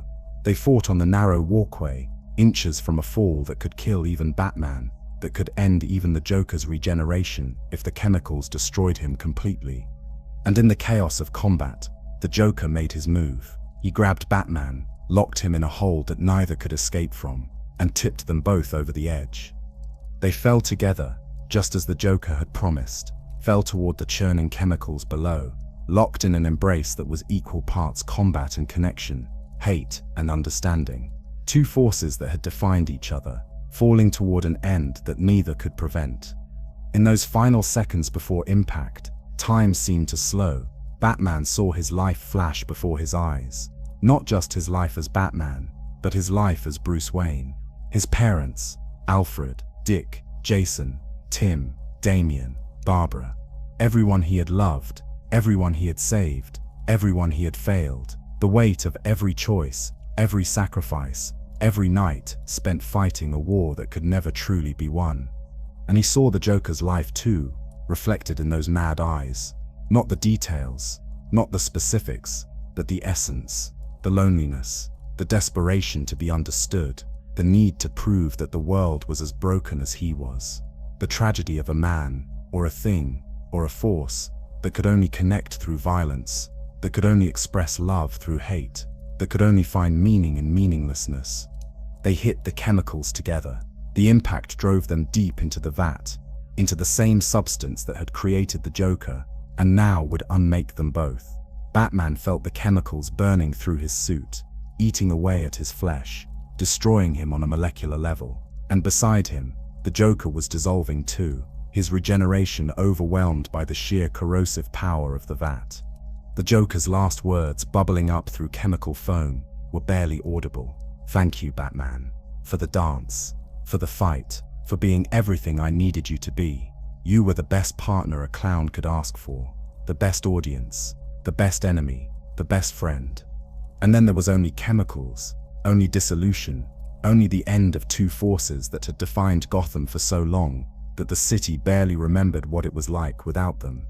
The Bat family, working desperately with Oracle's coordination, managed to synthesize a cure using Batman's notes and samples he had collected. They dispersed it through the atmosphere, neutralizing the toxin before it could transform Gotham completely. The city was saved, pulled back from the brink of becoming a monument to chaos. But Batman was gone, lost in the chemicals, dissolved along with his greatest enemy. The cave was empty. The costume hung unused. The symbol that had protected Gotham for so long was suddenly terrifyingly absent. Except Batman had survived. Somehow, through will or luck or the residual Dionysium in the chemicals, he had survived. His body was found days later, washed up on the shore of the Gotham River, barely alive, his memories gone, his identity erased. Bruce Wayne existed, but he didn't remember being Batman. He didn't remember the mission, the tragedy, the eternal war against crime. He was just a man, living a normal life, free from the burden of the cowl. He dated Julie Madison, a woman from his past. He smiled without the weight of Gotham's darkness on his shoulders. He experienced something he hadn't felt since that night in Crime Alley when his parents died. Peace. The Bat family faced an impossible choice. Let Bruce live in peace, ignorant of his past, free from the mission that had consumed him, or restore his memories, bring back Batman, and condemn him to the eternal war once again. Alfred stood in Bruce's apartment one evening, holding a serum that could restore everything. All the memories, all the skills, all the burden of being Batman. He watched Bruce laugh at something on television, saw genuine happiness in eyes that had been dark for so long, and Alfred's hand trembled with the weight of the choice. "Master Bruce seems content," Alfred said to Dick Grayson, who had accompanied him. "Perhaps it's cruel to take that from him, to burden him again with everything he's finally free from." "But Gotham needs Batman," Dick replied, though his voice carried doubt. "The city is falling apart without him. Crime is rising. People are scared. We need him back." They stood there, watching Bruce Wayne live a life he had been denied since childhood. A life without trauma, without responsibility, without the eternal mission to save a city that might not be savable. And they had to decide whether mercy meant letting him keep that peace, or whether duty demanded they take it away. In the end, the choice was made by Gotham itself. A new threat emerged, something so terrible that only Batman could stop it. The Bat family tried, fought with everything they had, but it wasn't enough. And Bruce, watching news coverage of the attack, seeing his friends in danger, seeing Gotham burning, felt something stir in his subconscious. Muscle memory, training buried so deep it survived even memory loss. The instinct to protect, to fight, to stand against darkness. Bruce Wayne found himself at the site of the attack, moving with purpose he didn't understand, fighting with skills he didn't remember learning. And in that moment of crisis, in that crucible of violence and necessity, Batman returned. Not through Alfred's serum, but through Bruce's own choice, his own recognition that peace was a luxury he couldn't afford while Gotham suffered. The memories came flooding back, all of them, the good and the terrible, the victories and the failures, the decades of war against crime, and Bruce Wayne donned the cowl once more, returning to the mission that defined him, accepting the burden he could never truly set down. Batman was reborn, not through chemicals or chance, but through choice. The choice to sacrifice personal happiness for the greater good. The choice to carry the weight of Gotham's darkness so others wouldn't have to. The choice to be the symbol, the legend, the Dark Knight that the city needed even when it didn't deserve him. And somewhere, in whatever afterlife or oblivion awaited those who dissolved in chemicals, perhaps the Joker was laughing, because his final joke had come true after all. Batman could escape death, could survive dissolution, could even find peace, but he could never escape being Batman. The mission was eternal, the war was endless, and the Dark Knight would fight until there was nothing left to give. That was the ultimate punchline. Not that Batman and Joker were the same, but that they were both prisoners of Gotham, bound to their roles, unable to break free even when given the chance. The city owned them both, demanded their service, consumed their lives in exchange for the eternal promise of one more night, one more fight, one more chance to make a difference in the darkness. Gotham had its Dark Knight back, and Batman, standing on a rooftop watching over his city, knew that he would fight until the end, whatever that end might be, because that's what symbols do. They endure, they persist, they refuse to die even when death would be merciful. The Joker was gone, dissolved in chemicals, his regeneration finally overcome, but his philosophy remained, his question unanswered, his challenge to Batman's worldview still echoing through Gotham's streets, and Batman carried that weight, along with all the others, because someone had to. Someone always had to stand in the darkness and refuse to let the monsters win. Even when those monsters were inside us all, waiting for the right push to emerge. Even when the line between hero and villain was thinner than anyone wanted to admit. Even when the cost of fighting was everything you had and more. Batman endured, Gotham endured, and the eternal war continued, night after night, until the city finally found peace, or the Dark Knight finally found rest. Whichever came first, Batman stood on the highest tower in Gotham, the wind pulling at his cape, the city spreading below him like a living organism of light and shadow. Years had passed since his return from the chemical vat, Years filled with battles and investigations and endless nights of vigilance. And in those years, he had begun to see patterns he had never noticed before, connections that suggested something deeper, something fundamental about Gotham itself. Every case he had faced, every villain he had fought, they all shared something, a connection to Gotham's darkness that went beyond simple criminal motivation. The Joker, born from chemicals in a plant built on Gotham's soil, Two-Face, created in a Gotham courtroom, Bane, drawn to Gotham specifically to break its protector, the Court of Owls, literally built into Gotham's architecture. Even his own origin, his parents murdered in a Gotham alley, creating the need for Batman. It was as if the city itself was generating these conflicts, creating villains and heroes in equal measure, feeding on the eternal struggle between light and darkness. And Batman, with his detective's mind, began to wonder if this was not coincidence but design. If Gotham was not just a city but something more, something aware, something that required the conflict to survive.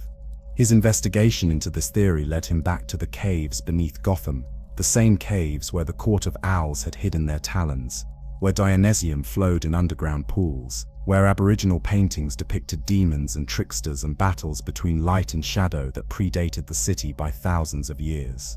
And there in the deepest chamber, he found evidence that shook everything he thought he knew about his mission, his city, his entire existence as Batman.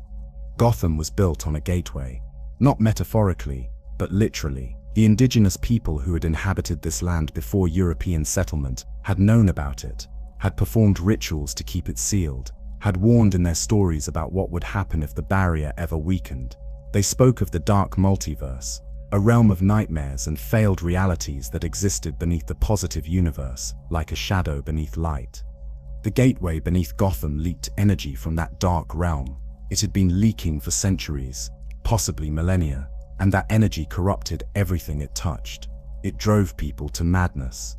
It amplified negative emotions. It created an environment where evil flourished and hope struggled to survive. Gotham wasn't just a corrupt city, it was a poisoned city, infected at its foundation by forces from beyond reality. But the gateway served a purpose. It needed a guardian, someone to stand watch, to prevent it from opening fully, to fight against the darkness that constantly pushed to break through. And throughout history, Gotham had created those guardians. Warriors, knights, protectors who stood against the tide of darkness, who embodied the light that kept the shadow at bay. Batman was the latest in a long line of guardians, but he was also something more. His parents' murder had not been random. It had been orchestrated by the dark energy itself, creating the trauma necessary to forge a guardian strong enough to face what was coming. Bruce Wayne's choice to become Batman had not been free will. It had been the inevitable response to a situation designed specifically to create him. The revelation was devastating. Everything Batman had believed about himself, about his mission, about his choices, was revealed as manipulation. He was not a self-made hero. He was a product of Gotham's darkness, created by the very force he fought against, shaped into a weapon to defend a gateway he never knew existed.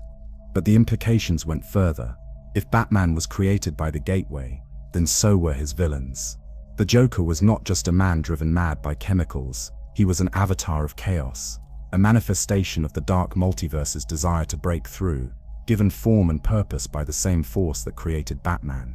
Every villain Batman fought was a champion of darkness, trying to overwhelm the Guardian, trying to open the gateway, and let the nightmare realm consume Gotham and eventually the world. The eternal conflict between Batman and his rogues gallery was not personal, it was cosmic, a war between light and darkness that had been fought since before Gotham existed, that would continue until either the gateway was permanently sealed, or the dark multiverse finally broke through. Batman processed this information with the analytical detachment that had served him throughout his career. But beneath that detachment, he felt something he rarely allowed himself to feel: despair. Because if his existence was predetermined, if his choices were illusions created by forces beyond his control, then what was the point?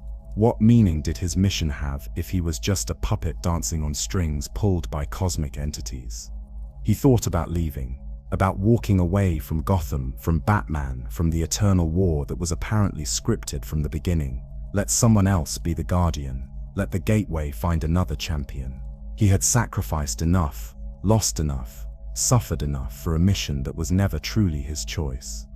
But as he stood on that tower, looking over Gotham, he realized something. It didn't matter whether his parents' murder was orchestrated or random, whether his choice to become Batman was free will or cosmic manipulation, the result was the same. People needed help. The city needed protection. Children needed someone to stand between them and the monsters. The why of his creation was less important than the what of his actions. Batman had saved lives. He had stopped killers. He had given hope to a city that desperately needed it. Whether he was created by cosmic forces or personal choice, those lives saved were real. That hope was real. The difference he made was real. And more than that, Batman understood that the distinction between cosmic destiny and personal choice was false. Even if the dark energy had created the circumstances of his parents' murder, Bruce Wayne had still chosen how to respond.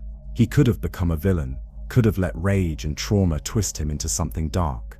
The Gateway would have been just as satisfied with a champion of darkness as with a champion of light.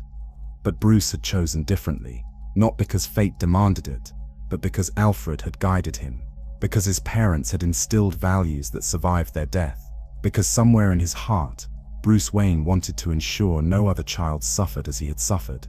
That choice, that decision to be a hero rather than a monster, was his own.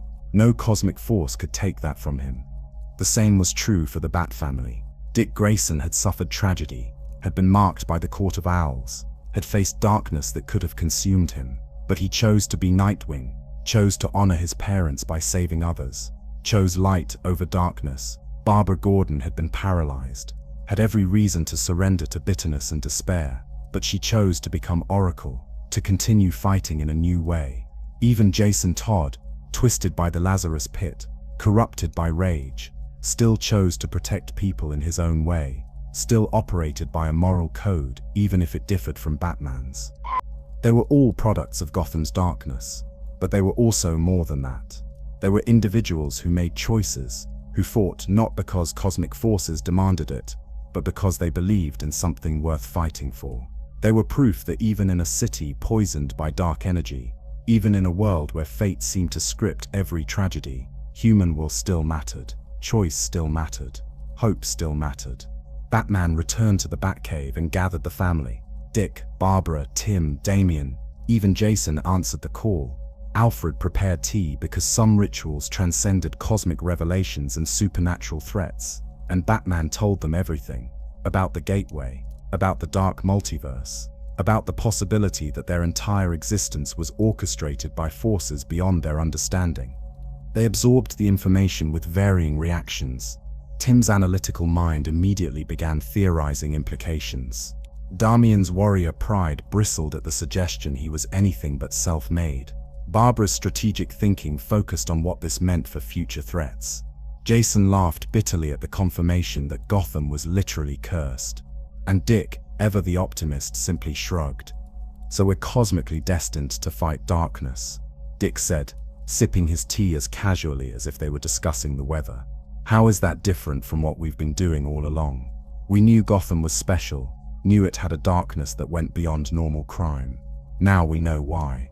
Doesn't change what we do about it. It changes everything," Jason argued. "If we're just puppets, if our choices aren't real, if we're programmed by some dark realm to fight forever, then what's the point? We're not heroes. We're just weapons created by the same darkness we fight." "No," Barbara interjected, her voice firm with certainty earned through her own trials. "We're people who faced darkness and chose how to respond. The Gateway might have created circumstances, but it didn't make our choices. I chose to be Batgirl. I chose to become Oracle after the Joker shot me. Those were my decisions, made by me, regardless of what cosmic forces wanted." Alfred, standing quietly in the background as he always did, added his perspective. "Master Bruce, the circumstances of your parents' death do not diminish the love they had for you, nor the values they instilled. Whether their murder was random or orchestrated, you honored them by becoming a force for good. That honor, that choice, belongs to you alone." Batman looked at the people gathered in his cave, the family he had built from tragedy and determination, and he understood the final truth. The Gateway had created circumstances. It had shaped events, but it could not create compassion. It could not manufacture the bonds between people who chose to stand together. It could not script the moments of genuine connection, of love, of sacrifice that defined the Bat family. The darkness could create pain, but it could not dictate how people responded to that pain. It could forge weapons, but it could not control whether those weapons were used for destruction or protection. The cosmic forces that shaped Gotham could create heroes and villains, but they could not determine which was which. That distinction came from choices made by individuals, by people who decided what they believed in and what they were willing to fight for. "We continue," Batman said finally. "We fight not because fate demands it, but because it's right, because people need help, because Gotham, for all its darkness, is worth saving. The gateway exists. The dark multiverse pushes against our reality, but our response to that threat is ours. We choose to be heroes. Every night, with every action, we make that choice again, and no cosmic force can take that from us." The Bat family nodded in agreement. They had faced this revelation and emerged stronger, more united, more certain of their purpose. They were not puppets of destiny. They were people who looked at darkness and chose to be light, who faced inevitability and decided to fight anyway, who understood that meaning was not given by cosmic forces, but created through actions and choices, and the stubborn refusal to surrender to despair. In the days that followed, Batman reinforced the seals on the gateway. He worked with magical experts, with scientists, with anyone who might help strengthen the barrier between Gotham and the dark multiverse. He could not eliminate the threat entirely, but he could contain it, could ensure that the darkness leaked slowly rather than flooding through, could buy time for Gotham to heal, to grow, to become something more than a battleground between cosmic forces. And he understood now why Gotham could never be fully saved, never completely cleaned of crime and corruption, because the gateway would always leak darkness, would always create circumstances that generated conflict. But that didn't make the fight meaningless. It made it necessary. Someone had to stand against that darkness, had to be the barrier between Gotham's citizens and the nightmare realm that pushed against reality. Batman was that barrier. The Bat family was that barrier. They were Gotham's immune system, fighting an infection that could never be fully cured but could be managed, contained, prevented from overwhelming the host. And in that understanding, Batman found a strange peace. He was not fighting a war he could win. He was fighting a war that needed to be fought, that required constant vigilance, that would continue as long as Gotham stood. Some nights later, Batman stood once again on that high tower, looking over his city. The lights below flickered like stars, each one representing lives lived, dreams pursued, hope maintained despite everything Gotham threw at its citizens.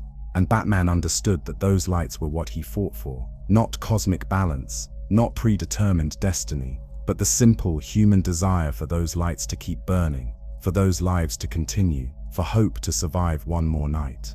Alfred joined him on the rooftop, a rare occurrence but one that suggested the butler understood this moment, needed witnesses, needed someone to share the weight of revelation and acceptance. "You've made your peace with it then," Alfred observed, "with knowing that your mission is both choice and destiny, free will and cosmic design, personal and universal." "I've accepted that the distinction doesn't matter as much as I thought," Batman replied. "What matters is that tonight people sleep safely because we stand watch. Tomorrow they'll wake up and face their own challenges, make their own choices, live their own lives, and we'll be here to ensure they get that chance. Whether that's fate or choice, it's still worth doing." "Your parents would be proud," Alfred said quietly. "They raised a boy who would look at cosmic darkness and choose to fight it, who would learn that his entire existence might be manipulated and decide that his response was still his own. They would be very proud indeed." Batman was quiet, letting the words settle, letting himself feel the weight of them. Thomas and Martha Wayne had died in Crime Alley, possibly murdered by forces beyond human understanding, their deaths orchestrated to create the trauma necessary to forge a guardian. But they had also lived, had loved their son, had instilled values and compassion, and a sense of justice that survived their death, and flourished into something that protected an entire city. Their legacy was not the trauma. It was Bruce's response to that trauma. It was Batman, standing watch over Gotham, refusing to let darkness win. It was the Bat family, a collection of broken people who chose to use their pain to help others. It was every life saved, every crime stopped, every night that ended with fewer victims than it began. "Thank you, Alfred," Batman said, "for everything, for staying when you could have left, for guiding me when I could have become something dark, for being the family I needed when I had lost everything else. None of this works without you." "Nonsense, Master Bruce," Alfred replied, though his voice carried emotion that betrayed his words. "You would have found your way regardless. I simply ensured you had a proper cup of tea along the journey." They stood together in companionable silence, watching over Gotham as the night deepened. Somewhere below, Commissioner Gordon was coordinating his officers, working to keep the peace through official channels. In the streets, ordinary citizens were going about their lives, unaware of cosmic gateways and dark multiverses, simply trying to survive and thrive in a difficult city. And in the shadows, other protectors moved, each member of the Bat family patrolling their sectors, standing their watches, being the symbols that Gotham needed. The city breathed beneath them, alive and struggling and surviving despite everything. Crime would continue, villains would emerge, the darkness would never fully recede, but neither would the light, neither would the determination of people who chose to fight for something better, who refused to accept that Gotham was beyond saving, who woke up each morning and decided that today they would make a difference, however small.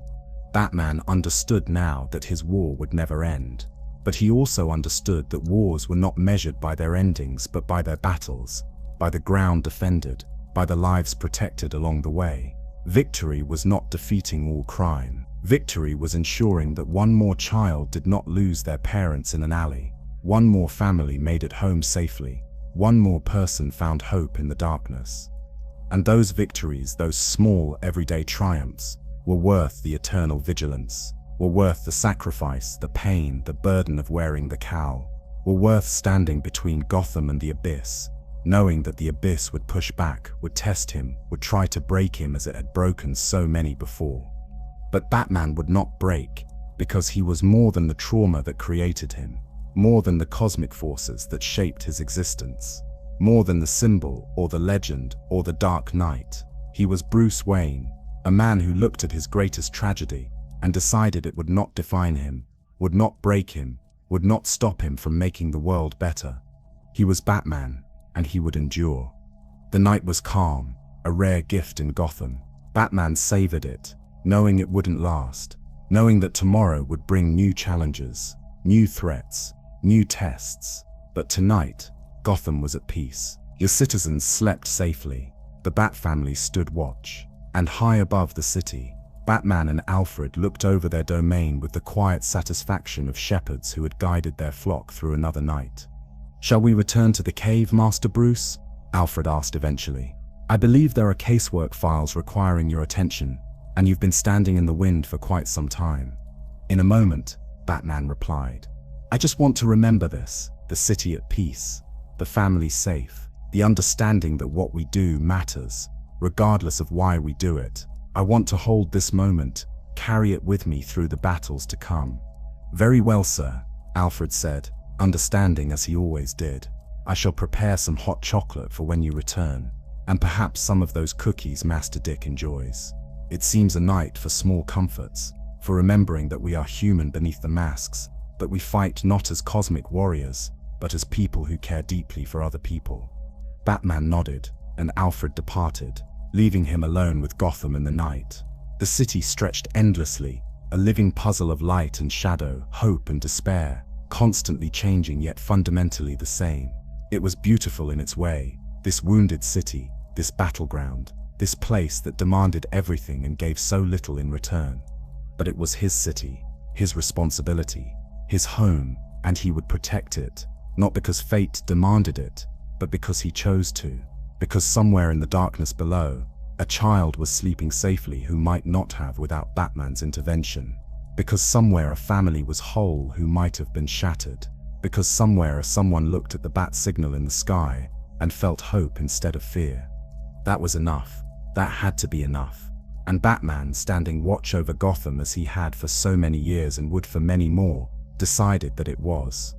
The eternal war continued. The darkness pushed against the light. The gateway leaked corruption into Gotham's foundations. But Batman stood firm, a barrier between the city and the abyss, a symbol of hope in a place that desperately needed symbols, a reminder that even in the darkest night, there was always someone watching, always someone fighting, always someone who refused to let the monsters win. Some heroes saved the world. Batman saved Gotham one night at a time, one person at a time, one choice at a time, and in that endless, eternal, impossible task, he found his purpose, his meaning, his peace. The night was calm. Gotham was safe. Batman stood watch. And tomorrow he would do it all again. Because that's what heroes do. They stand in the darkness and refuse to fall. They face impossible odds and fight anyway. They carry burdens that would crush ordinary people, and somehow find the strength to continue. They endure. Batman endured. Gotham endured. And the eternal dance between light and shadow continued, as it always had, as it always would, in a city that was cursed and blessed in equal measure, that created monsters and heroes with equal abandon, that stood as a testament to humanity's capacity for both evil and good, for both despair and hope. The Dark Knight watched over his city, cape billowing in the wind, a symbol standing against the darkness. And Gotham, for tonight at least, rested peacefully beneath his protection, dreaming of better tomorrows while Batman ensured they would live to see them. The mission continued, the watch was kept, the symbol endured, as it always would, until either Gotham found lasting peace, or Batman had nothing left to give. And knowing Batman, knowing Gotham, that moment was still very, very far away. The city breathed, Batman stood watch, and all for now was well in the eternal night that was Gotham City. Sleep well, Gotham. Sleep well, dreamers.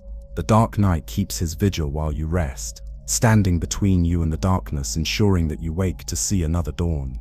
And when the bat signal shines again, when danger threatens, when the night grows too dark and the monsters too bold, he will be there, always there, forever vigilant, forever protecting. Forever Batman. The end and the beginning. Because in Gotham, every ending is just another beginning. Every night survived is preparation for the next. Every victory is temporary, but that doesn't make it meaningless. It makes it necessary. And Batman, standing watch over his city, understood that better than anyone. Good night, Gotham. Good night, Dark Knight. Until the signal shines again.